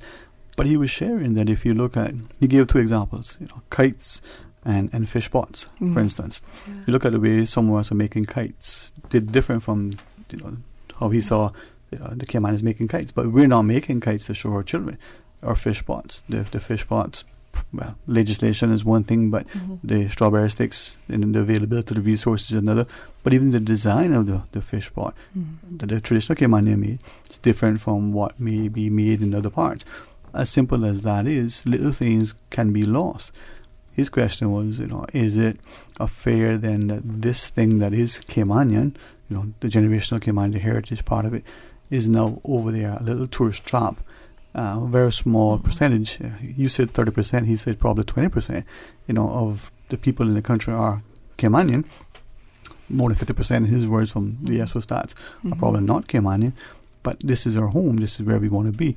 How do we blend it? And it's not a question that, as you said, easy to answer, but unfortunately can be, evoke some emotive responses. And I think that, one of the things we're seeing increasingly, and it's a bit like, we talked about the rate of development, the pace of development within the country and the things that we've seen. I think that there's an increasing appreciation for the importance of embracing some of those heritage practices, some of the stories, some of the things that, made Cayman 30, 40, 50 years ago, the incredibly special place that it was then, but also have contributed to making it the amazing place that it is now. Because you can't undo that. You can't have those experiences and the people who embody them. And, as I was saying earlier, one of the things that I loved with these public meetings that we had was listening to some of the Caymanians who had come up in the last 30, 40 years talk about, their experiences. They're trying to get to school. They're trying to catch the only truck that was in the district and they didn't have the shoes and, and just some of the tales the yarns really that were getting spun. There were two gentlemen at one of our meetings and it was and they were from different districts and it was a bit like they were trying to sort of out-memory each other, It's like, oh yeah, well, I remember when. And those sorts of discussions, and I think the National Archives has done some work around this as well, but to be able to capture those kinds of discussions and those stories, it would just be amazing. And I mean, Nancy mentioned earlier that we are looking to get some of those conversations, some of those stories captured. We've got a fantastic team at GIS who are standing by to work with us to capture some of those tidbits, some of those amazing things that people can tell you about, and it's amazing to listen to because quite often you'll hear a story and you'll think, well, this is probably the most fantastic story I have ever heard. Fantastic. And just to add to that, Sterling, Dwayne, I think that it's almost putting too much pressure on ourselves to, how some countries believe in the melting pot, like the USA and others like Canada talk about multiculturalism. But here we're sort of more the latter because I think it's so difficult. So many people you talk to have one wife is from one place, a husband's from somewhere else. The daughter has been here. Yeah, one wife, just one. And then they have that just in the household. Then they go to the workplace and there's like 10 nationalities. So rather than think of it as one big melting pot, yes, we do coexist with separate cultures, but I think that's what came out loud and clear in this whole process was that is why we have to take extra good care in the percentage of persons who were First Peoples, who were generational Caymanian, to make sure that we protect the heritage, the cultural heritage, and let it keep living. And the policy directions, there's 7 that will guide us for that. One is access, not just physical, but all of the forms of access. Governance, we spoke of legislation, knowledge, development, status of the artist, and enterprise. So all of these things have 67 goals altogether that we're going to, But I'm very optimistic. I think right now this is a time where government has said, let's bring this all together and let's really enact this and make sure we preserve our heritage and really live and celebrate our culture or conglomeration of cultures. If I may then ask, picking up on what you shared and then reflecting on the conversation, hopefully it wasn't that loud this morning and we weren't disruptive. But, sometimes when there's a lot of activities, you tend to chat when you can't. Because, again, we're so busy, when do we socialize, right? But his sentiments, I think Ms. Jen, you said 20 or 30 years ago as an example. Ms. Nancy, you referenced earlier Mr. Loxley's efforts at digitizing some of the things that maybe it's the proceedings in LA, maybe it's making sure that the early days where Radio Cayman, everything was on tape, literally on tape. How do we preserve that? Like with the built heritage, do we get those as built drawings and the like? So it takes money. Chief Officer said it. I wanted to make sure that was well noted. No, it takes funding behind that, and it also takes equipment. So it takes the resources, human and fiscal, and the equipment. Right. And we need that with so many things, both tangible and intangible, built and something you can't quite touch. So if we go back then, not just 20, 30 years, but 50, 100 years even, and not just the documents, but sadly, our memories may not, be able to recall exactly. And it is the human memory. You remember it the way you remember it. Next person may have a little more of a flavorful approach to it. But sadly, people pass, and with them, they experience the memory and the like. So as we get further along, are we then at greater risk of losing that thing that transpired 50 years, 100 years ago, maybe even longer, than we are of the thing that transpired 10 years, 20 years ago, given the technology, given the push to preserve and to promote that thing? Yeah, no, I mean that's a real risk, and that's a risk that's not unique to the Cayman Islands. No. But it is, and I think because of the changes that we've seen, we actually have the opportunity to get some of these stories from the older people who are around now, who lived very, very different days. You know, their culture when they were children would be vastly different than, you know, the culture that you had as children or the culture that our children have now.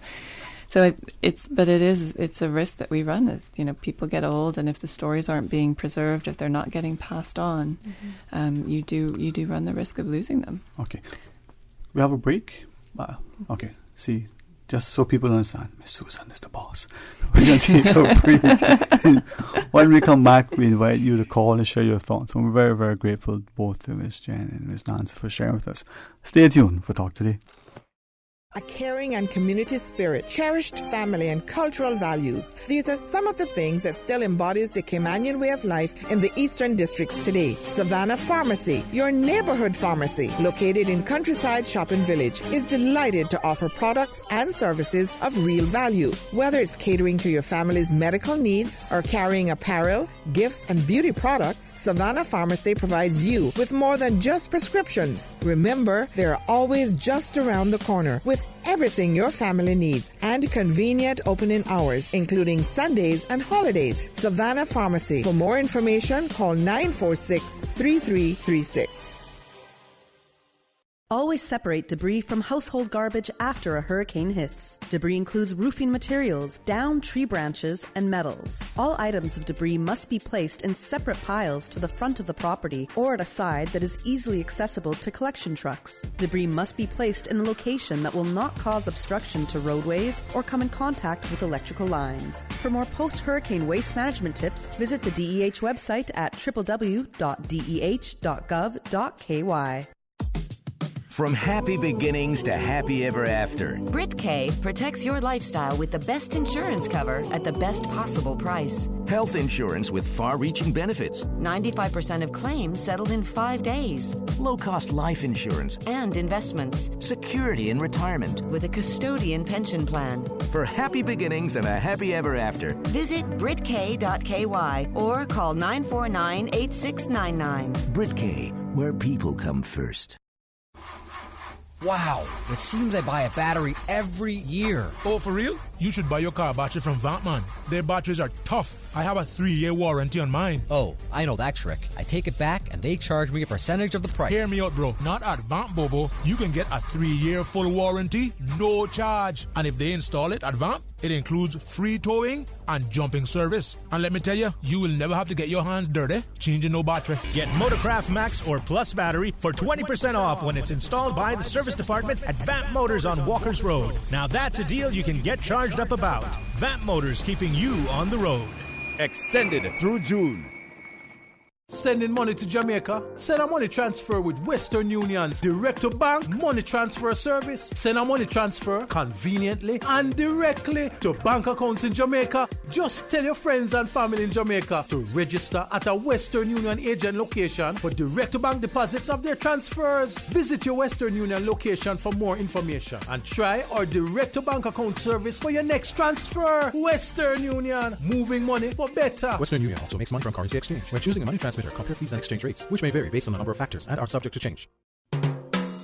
Support our port, support our tourism. Tourism is estimated to contribute 25 to 30% to our GDP, and 80% of our tourism industry comes from cruise. You do the math. It's time to build the piers and protect our cruise tourism industry into the future.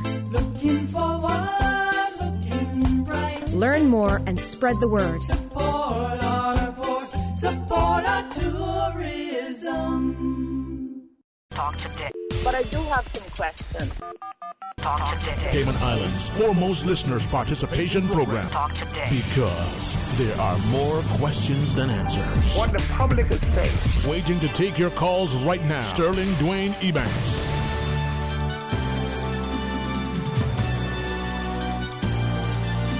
Hey, good afternoon and welcome. Thank you so much for joining us and sharing. And I'm very grateful for Chief Officer Jennifer Aaron, Deputy Chief Officer Ms. Nancy Bernard for joining us as we talk about the National Cultural and Heritage Policy. And under the good direction of Ms. Susan Watson, hailing from that beautiful island of Cameron, we get to take a call and feel out. So good afternoon and welcome here on Talk Today. Good afternoon, Mr. Sterling. Good afternoon, sir. How are you? I'm blessed from all the hair on my head to the calluses on my toes, guys. Yeah. And hi, Nancy. Hi there, how are you? I'm good. I was checking to see how we are going to incorporate our culture and heritage maybe into the school curriculum on a regular basis so that, all of our practicing artisans of silver-thatch crafts and, other things like myself and so on like that can be a part of the program and possibly, assist in taking it to the schools on a regular basis so that it doesn't be as sporadic, so that, it can be more instilled into our students in a way that the students will be excited to learn about it. And I'm available for any kind of suggestions and how I can be a part of it because, that's I'm pretty passionate about our culture and heritage and passing it on to our, future generations. Mm-hmm. It's such an interesting culture that we have. It's mild when you look at it from just passing by, but you got to really, sort of be aware that it's more to it than just meets the eye. And yeah, you there, sir? Yes. All right. Just give her your number and then call her back later, man. Just kidding. Deal. I think that's what you've brought up is basically the epitome of what education is trying to do. The ministry and the department has the 2016 education law speaks to the curriculum for history, heritage, culture. So I know they're working on it. I'm not with that ministry, so I'm not sure if I think they're first doing primary and then rolling out secondary. But I know come this September, one of those, I think maybe primary, is starting to roll these out. So rather than an ad hoc situation, it's going to be more comprehensive, and I think it really is time. And the work that you're doing, Deal, and that your cousin Ray is doing, and Loxley with some of the radio shows and so on, to promulgate, to really carry on our culture and heritage is absolutely key. And that's in the absence of any concerted approach. And now it's going to be in legislation. So education listened, they had us speak with them. We have someone from education on this process, so it's very important that it goes both ways. Yes. We have a lot of our seniors. I don't like to consider myself a senior in that sense. Almost. But, he is. A lot of our seniors are getting up there in years, and it would be definitely a win-win situation for them to be able to pass on the oral history, and maybe in that process it be recorded, videographed for the future use, when they're passed on, that we can still see, like, the intricate movements of your fingers when you're doing a certain plaiting design. Those kind of things, if we can, with all the technology now, we should be able to save our culture on video, if not in any other form, at least in video, that they can, be presented to each and every classroom without the person actually being there, and in that sense. And it's so vital to preserve it at this point. It's, absolutely. We're sort of, giving it some CPR as best we can, and but our culture is out there. And what's so interesting, the comments about the trade winds and how we build our homes and so on like that, because there was an incident that came up about how necessary these hurricane straps is to prevent our house from blowing away. And my grandfather's house doesn't have one hurricane strap in it, and it's still there through many, many hurricanes. And it was just the design to be sort of nature friendly. The grooving, right? And, the tapering of the roof is so critical. The direction the roof are facing, most houses were facing north and south back then. And those simple things, can harness all of Mother Nature's pleasant weather patterns that they throw at us. And we really need to, do a comprehensive look at what we're actually doing and developing. And our silver thatch trees are getting very, very scarce. We need to protect them to continue our heritage in that sense, although, we're for the innovative people, we'll come up with some substitute later when they're all gone if we don't step in and save our silver thatch trees now. Mm-hmm. Yeah. Hey, thanks much, man. Dale, thank you. All right. Thanks again, man. Enjoy your afternoon. But see, Henry, he understands it's absolutely critical at this point. And I think you've got the government that's committed, and civil servants that are committed, and statutory authorities that are working towards this, and then people like Dale who are working out there to make sure this happens. So it is very critical now. This is the moment where it has to happen. Otherwise, it's on us. Yeah, all of us. If this is home because we, have ancestral links. If this is home because wow, we like it here. We have to contribute to this. And I think what Dale shared, Ms. Nancy, what you picked up on was that it's not an easy task in itself. Everything is, to an extent, there's some disconnect. It's disjointed. There's a little piece here. There's a lot there. How do you pull it together? I watch Ray Banker every month put a show together, and I thought, he's pulling things from everywhere, and there's so much. But how do you distill it? How do you condense it so that I give you a snippet? And that little snippet doesn't even scratch the surface. And I just want, if people are listening whose children or older teenagers are heading off to university or college and thinking what to do, trade school, there are a lot of cultural and heritage industries and roles available in jobs. So, as I say, we need all the help we can get in this arena. So if they need any help, again, the number to call is 244-2342 to help share that kind of knowledge and guide them with some career guidance. All right. Well, I would certainly, believe that it's incumbent on all of us, and I certainly appreciate the time that you take, not just to, prepare this and be part of the exercise, but to come here and encourage us, make us conscious of it, make us at least be willing to engage in a dialogue. The invitation is always there to come on, specifically to chat about this, because it's important. Yeah, no, absolutely. And, again, thank you so much for having us on this afternoon and for giving us the opportunity to share some of this. And as everybody has said, it's really critical and it's so important. And, I think we're at a very opportune time in terms of the increasing appreciation for the importance of safeguarding our heritage and also just the diversity of our culture and how many cultural practitioners we have out there, not just in terms of cultural heritage, but in terms of, the new and developing culture as well. And, one example is that we had the National Gallery had their first biennial exhibition, and it's come down now. But I was absolutely amazed at the incredible talent that was on display, and it was all local artists. For such a small population size, to have that level of artistic talent and the diversity of the talent as well and the different modalities. 25 years ago, everybody was doing landscape watercolors, for example, until we had the Native Sons in the 90s come on. And now it's the whole scene is just exploding.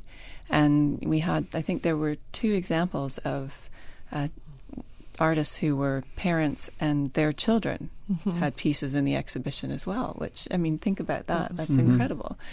So it's a really, really exciting time, and there's lots and lots to be done. And, we talk about how all of us individually have the opportunity to do something to help make this happen.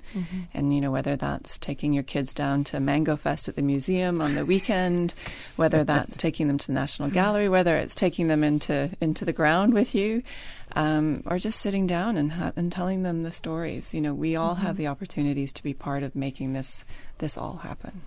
It's on us. It's on us. So the policy itself, the physical Yes, document. we'll leave that around all the libraries by the end of June. They'll be there.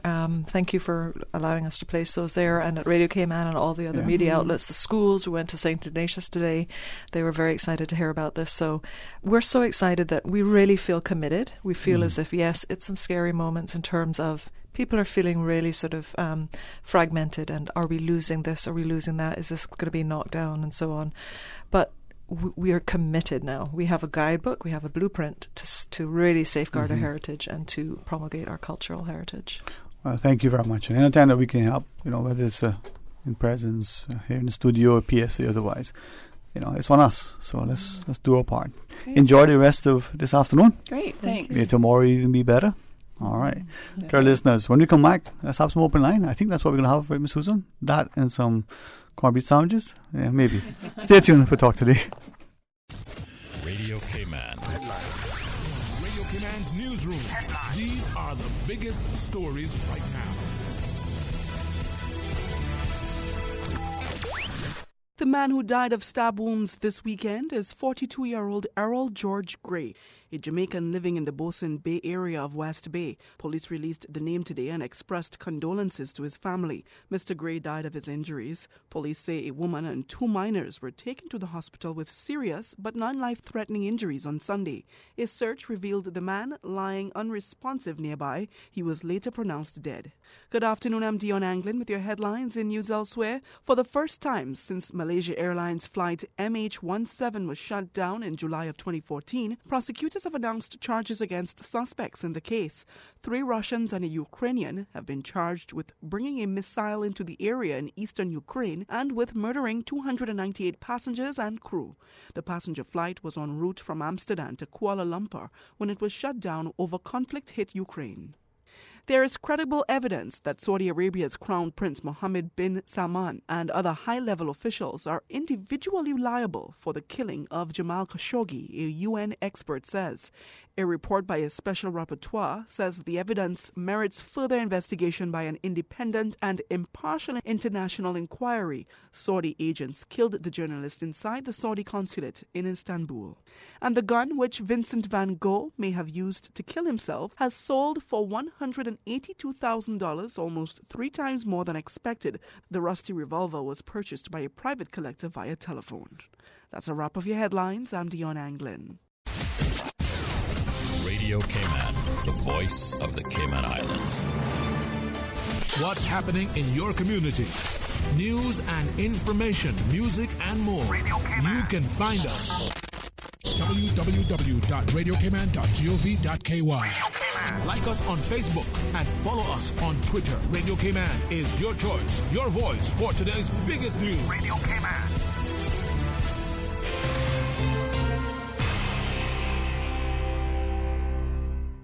At Seaboard Marine, customers often ask us questions about their shipments. I have various items coming from different suppliers that I need to ship to Cayman. Do you offer consolidation? Yes. Seaboard Marine offers consolidation for full and less than container loads. We can hold your packages at our Miami warehouse until everything arrives and ship it all in one go. And we have the best rates to Grand Cayman. Visit seaboardmarine.com for more information. Shipping shore to shore, RC Fusion featuring Billboard pop hit songs and more from the 70s to the 90s. RC Fusion. Weekdays from 10 a.m. till 12. RC Fusion. Brought to you by Nathan General Maintenance and Construction. You break it, they fix it. Call the General for a free quote. 917-7586. RC Fusion. Talk today. But I do have some questions. Talk today. Cayman Islands' foremost listeners participation program. Talk today. Because there are more questions than answers. What the public is saying. Waiting to take your calls right now. Sterling Dwayne Ebanks.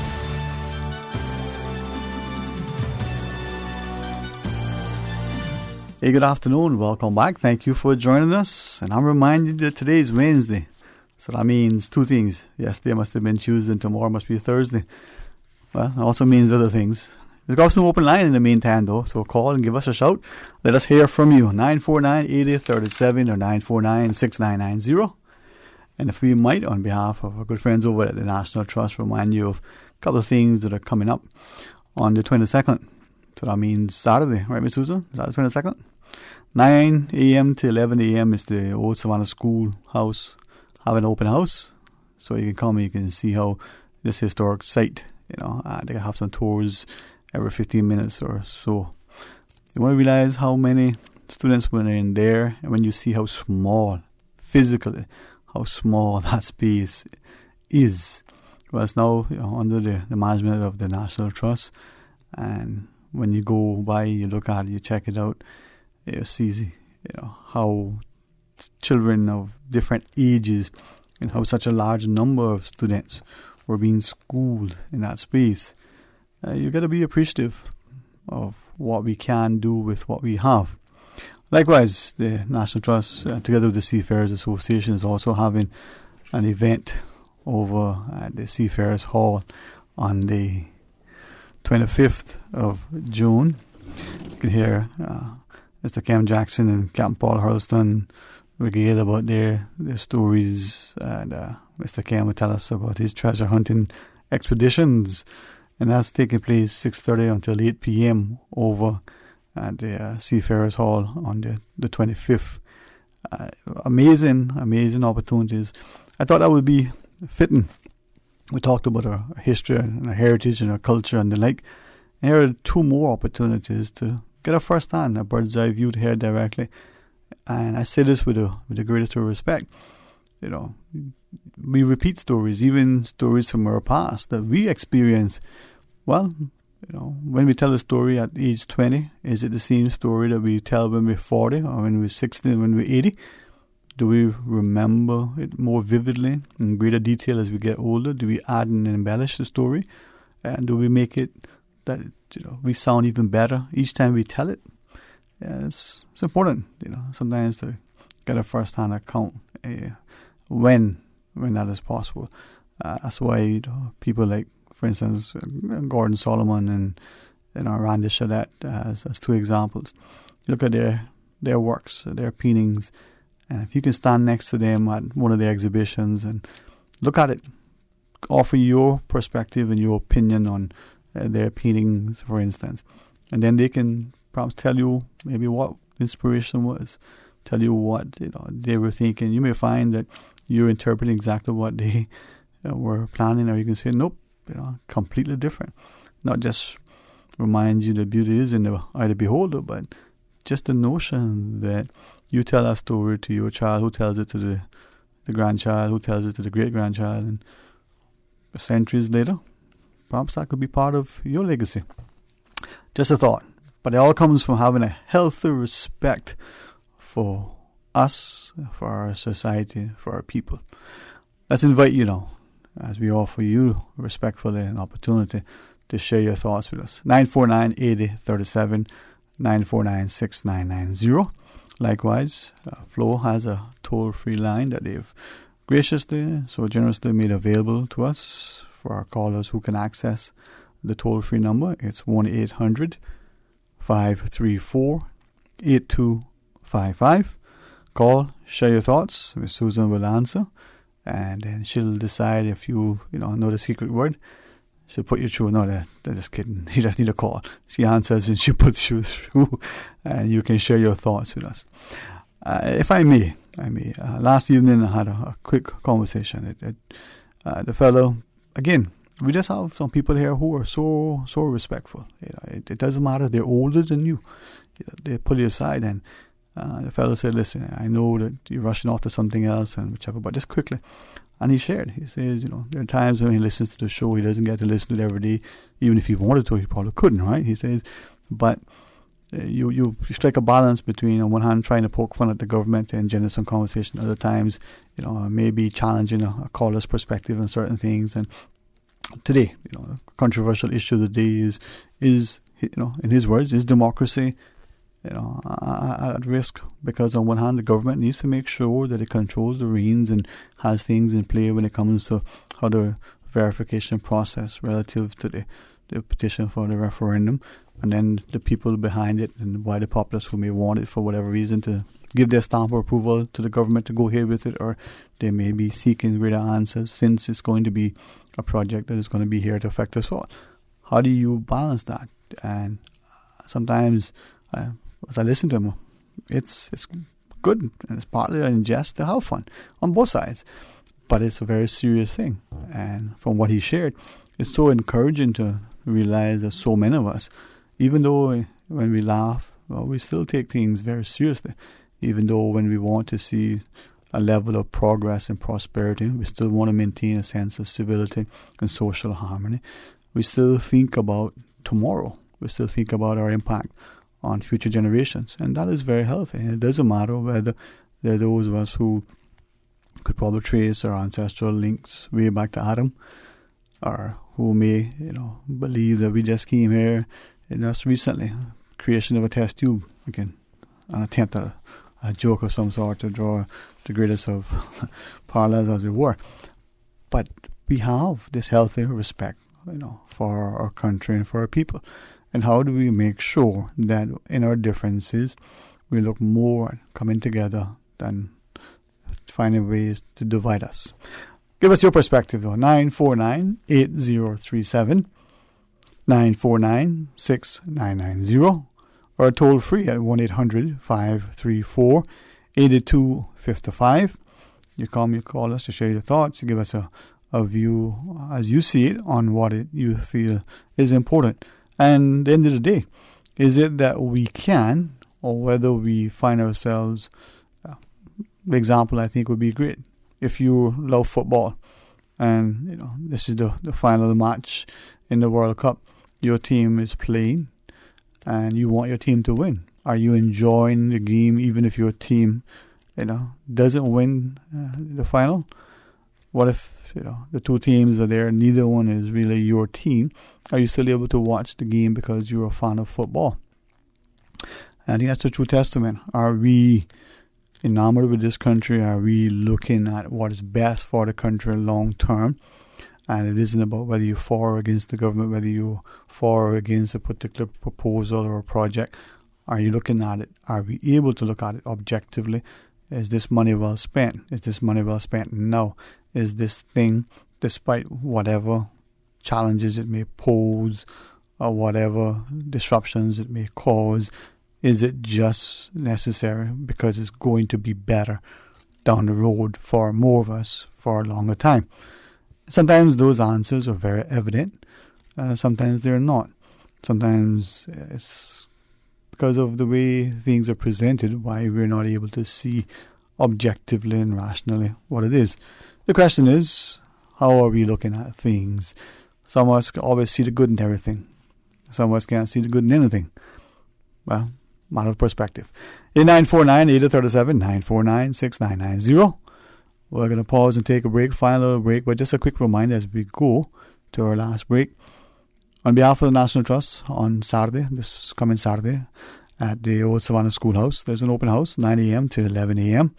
You come, you have a chance to look at it, and you take half an hour, for instance, walk through, realize that it is, relatively speaking, a very small space, but look how many students they were able to accommodate.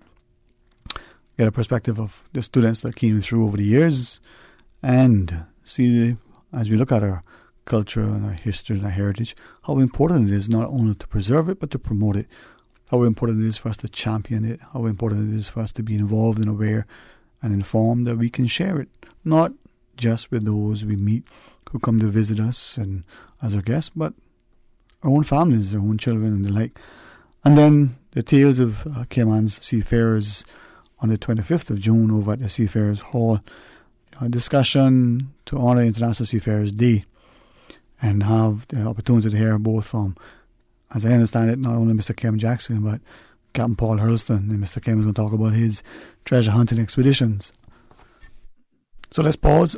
Sorry, that's okay, Miss Susan. Thank you. Let's pause and take a short break. Give me a chance to get my voice back in order. And I can come back sounding like James Earl Jones. No, that won't happen. Maybe more like Danny Clover. But when we come back, this open line, you can share your thoughts with us. Please stay tuned for Talk Today.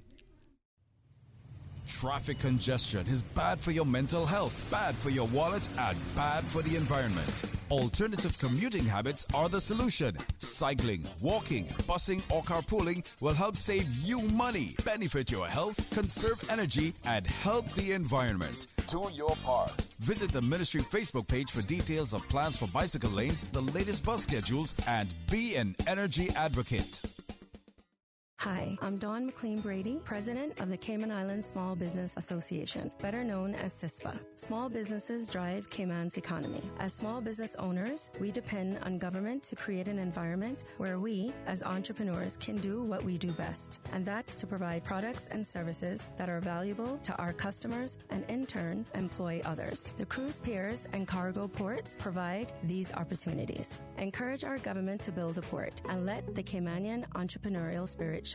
Support the port, support our tourism. 89.9 Radio Cayman helps you to weather the storm during this hurricane season.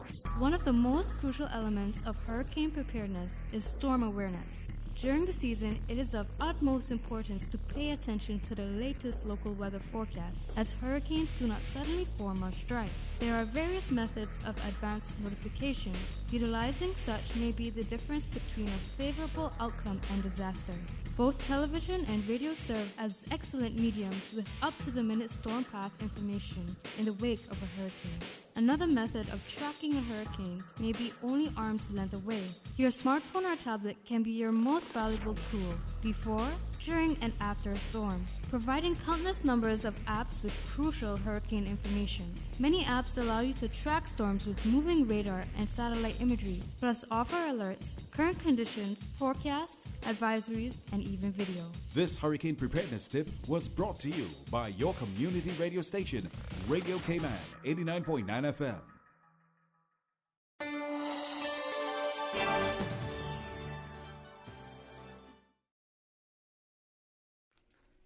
Hey, good afternoon and welcome back to Talk Today. Thanks again to Miss Susan. She's got it all under control. 949-8037, 949-6990. And of course, you can always send us your thoughts on our email or our WhatsApp. The WhatsApp is 925-3261. Now, quick call during the break from one of our listeners who shared that it's so much that we take for granted here, and sadly, as he said, so much increasingly that as we talk about it, it seems that people will smile with you and nod and agree, but if it's not something that they're fully on board with, then they'll. I've drawn inference from what he shared because it was a quick conversation. He said, but they sort of go behind your back and then, undermine the whole thing. And he's questioning, when we talk about our people, do we have people that are resolute, like we were told that existed way back when? The people who, he said, would stand for what they believe. Now, his view was that we keep talking about, this is the first sort of people-initiated referendum. His view, he says, is that when the women of the day decided that they wanted and deserved and were willing to advocate for the right to vote, was that not sort of the really first push at having, greater inclusion and a demonstration of the health of our democracy and challenging the status quo? Now, for those of today who would think, well, wow, women couldn't vote. Well, if you go back to history, and even in some cultures today, are women seen still less than? Not just in the workplace where they may be more qualified, more experienced, but they're being paid less for the same work. But are they still being looked at as quote-unquote property? Are they, in some societies, still only now being given the right to drive if they want to drive? Are they still required to dress a certain way, walk behind their male counterparts, whether it's their spouse or their brother or their father or their uncle? Are those things happening in other parts of the world? But what about in the Cayman context when we look at our society? Are we looking at our young people and saying, well, you can't say this because really, you're just a child?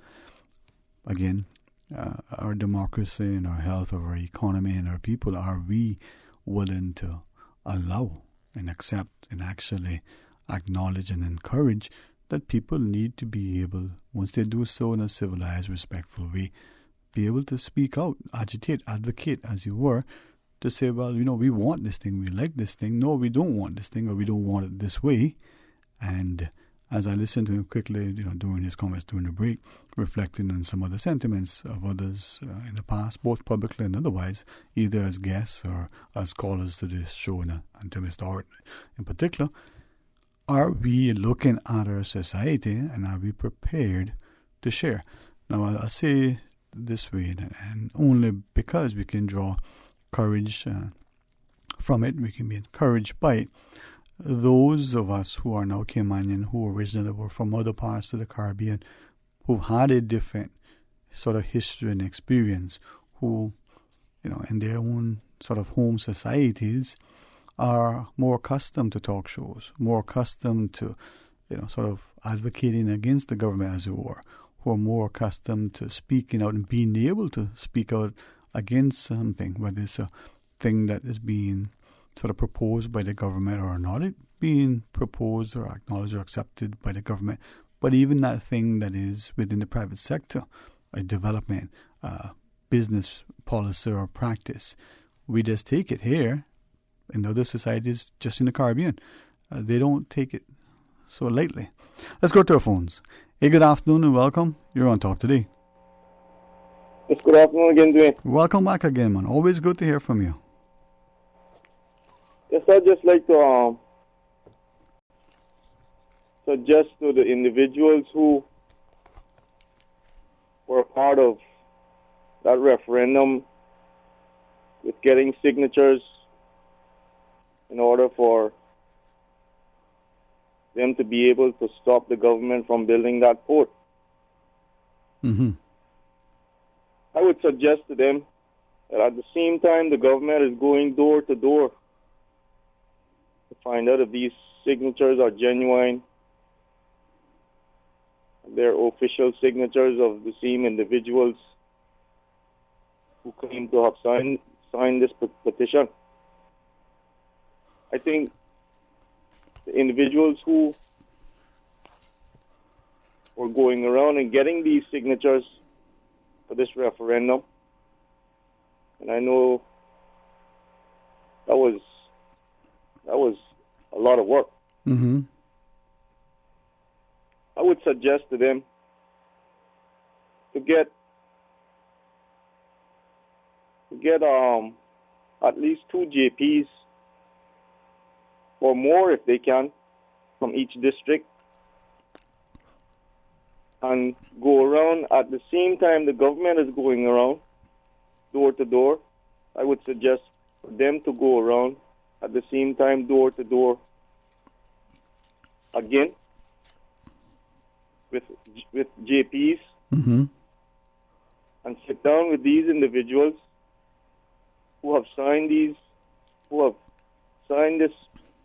referendum, and with the JPs there with them being witnesses to prove that the signatures that have been signed were actually signed by these individuals. Right. If I could ask you, as I listen to you, 2 things, and I hear what you're sharing, because I believe if I listen to you carefully, I think everybody is of the view that we want to make sure that the signatures are authentic and there's a verification process, but that it isn't cumbersome, that it doesn't delay the process, that we don't seem to, whether it's deliberate or otherwise, give the impression that we're trying to impede democracy and the people's right. But if I may ask then 2 things. One, picking up on the public comment from in the news from Mr. Johan Moxham, that if there's a database in those of us who have, the voter's card, the voter's ID, there's a signature on it. So if the signature on the petition and the signature on the voter's card seem to be similar, should that be sufficient? And then secondly, from the perspective of what some others have shared with me, if you go to a bank and you say you write a check and the person takes the check to the bank to negotiate whether they're going to cash it or deposit it, the bank looks at the check, looks at the signatures, has on file the authorized signatories to that account, and they match it up and say, yep, this is the check from this account, this is the signatures. Do the bank then come to you, the individual, your business, and say, okay, did you sign this? Whether they bring JPs, no republics, or other people, or do they say, well, this looks like, the authentic signature matches what we have on file, so we're going to go on the premise that it is right. Yes, people can forward signatures that look just as good or better than the original, as they do with art and otherwise, but in that process, if the banks are doing it that way, if the elections office are accepting it in some ways, do we need to do it this way that could potentially not just delay but frustrate perhaps the process? Well, the reason I'm suggesting what I said, yes, sir, I hear, is that if the government comes back and said that a lot of these signatures were not genuine. Mm-hmm. And then they point out the signatures that were not genuine. Mm-hmm. And then these individuals who go around with JPs and JPs as witnesses are able to prove that these same individuals that the government are saying are not genuine, these JPs are able to prove that these people did sign this referendum I as hear. witnesses. If I may ask you then, if you wish to answer, your perspective, of the 5,300 or however many signatures there are now, do you think, your opinion, do you think that some of them are not genuine, that somebody deliberately, forced it, or do you think that the people on that list who say they signed the petition genuinely signed it? Now, their signature may not match what's on file, it may be different, because sometimes my signature looks one way one day and another way another time, as you will do with the bank example, how over time they ask you to update their information so that just in case, you change addresses, but your signatures have changed. So do you think that those signatures on that, maybe there's some that are not authentic? Your perspective. Well, before they ask you to sign, they ask you for a voter's card or a passport. Right. But I don't mean that way. I gather from what the people involved with the petition for the referendum have shared. They've said, here's a list of those people who are qualified as voters to sign, and here was a list of other people who wanted to sign but not qualified. But of the people that sign, irrespective of the list, let's just use the one for the voters. Do you think that there are people on that list who were forged? It's not the right people. It was signed by somebody else. I mean, what is your view, or do you think it was, people signed it there and they signed it? It was them. It was legit. Well, from how these people approached me, they were very serious in making sure that the individuals that sign these things are lawfully able to. Okay. Because they're trying not to find themselves in any problems in government, even finding out just a few are not able to vote. So you would say that I think that the majority of these signatures, if not all, are genuine, but this is the same reason now that suppose they all are genuine and the government says that a certain amount are not genuine, and they point out the needs of those individuals by them going around themselves with JPs and proving that these people did sign it, then they have something to prove to the government that the government is not correct in what they are saying. Right. So if I could then ask you then, on that premise then, if we accept that, is there a way then that we could look at it, one to make it less costly, less time consuming? We understand, if I remember the last publication, 2 weeks, a couple days ago would be about 2 weeks before the process would start. So that's 2 more weeks, and then however long it'll take, 6 weeks, we hear in some cases, maybe 3 months. If then we're going to verify those signatures that look suspect, let's just use that word, maybe they don't match what's on the database, is there a way that we can maybe reduce that number, maybe using the voter's ID and looking at John Smith, and John Smith's signature and what's on file and what's on the petition looks very similar, instead of having to verify all 5,000 plus signatures? Well, Dwayne, I just have to say this. If those signatures are genuine, and those people that sign those signatures, it's the truth that they actually signed those, put their names down on this referendum, and the government goes ahead and still builds this port, there's going to be some serious destruction in Georgetown from the ocean. So I just need the government to know this. Because I'm a God-fearing person. Right, amen. If God allowed those people to get the right right number of signatures to put a stop to this port, and the government still goes ahead with this port and not doing it in the right way, there's going to be some serious destruction in Georgetown from the ocean, and the government are going to face some serious regrets. And that's all I have to say, Dwayne. Yes, and thank you too for not only, being so willing to share, but being so pointed. Thanks very, very much for that. And as some have shared, perhaps as I look at one of the things from the elections office, the cruise port referendum petition verification form, this form, and we'll get more opportunity to talk about it. It says, I put your first, second, middle name, last name, all of it, with your registered elected number on it in whatever electoral district. Have signed a petition and is read below, and it gives it there, and it's sort of a verification process. So is this, as some have shared, that this is just another petition of the petition? Well, tomorrow we get a chance, to talk more to Mr. Johan Moxham. Hopefully he'll come in and chat with us. I believe in his personal capacity, in his professional capacity, in his sort of public and community service, within the Chamber Presidency and other agencies. He's one of us.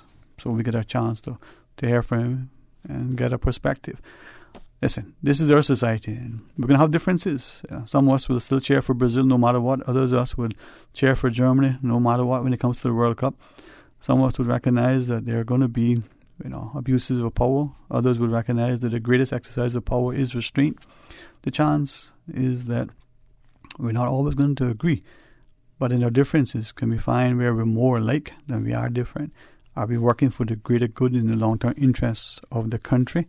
And whether it's the port that divides us, whether it's the way we pursue, our plans for educational transformation, whether it is the idea of how we champion our culture and our heritage, how we brag about whether our mama is the best cook, are we doing it in a loving way that makes it better? It doesn't have to be, winner takes all, to the victor go to spoils. But at the end of the day, if we're not willing to compete together for the long-term good of the country, then it's all for naught. Anyway, maybe I had just a little too much on today. Please come back tomorrow. It's Thursday, right, Miss Susan? So that means Monday, Wednesday, Friday. Mr. Art has us for the record. Tuesdays and Thursdays normally it's the buzz. So Miss Serena is on with us in the morning. You know what? I get a chance to listen to her sometimes, man, and boy, she's engaging. She has it, her format, and she's structured. So join her tomorrow for that.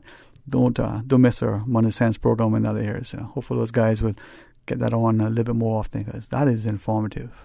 Honestly, it's almost like you're in an economics and finance class at times. Really, really informative. And, when they come in here and record it, it's great. But anyway, that's tomorrow's programming. It's good that we have other news outlets and media houses, but honestly, with respect to them, if it was only Radio Cayman, that would be more than enough, because you get an objective, informed perspective, almost everything for everyone.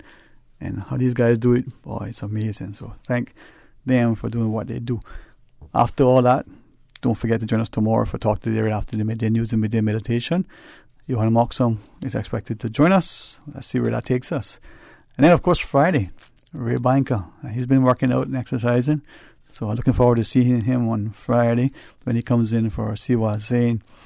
You're going to have to tune in on YouTube, because you see a very buffed Ray Banker. No, that's not true. You won't see that. Yes, to see Ray Banker, that eloquent, industrious, very, very, very intelligent young fellow. Until tomorrow, be blessed.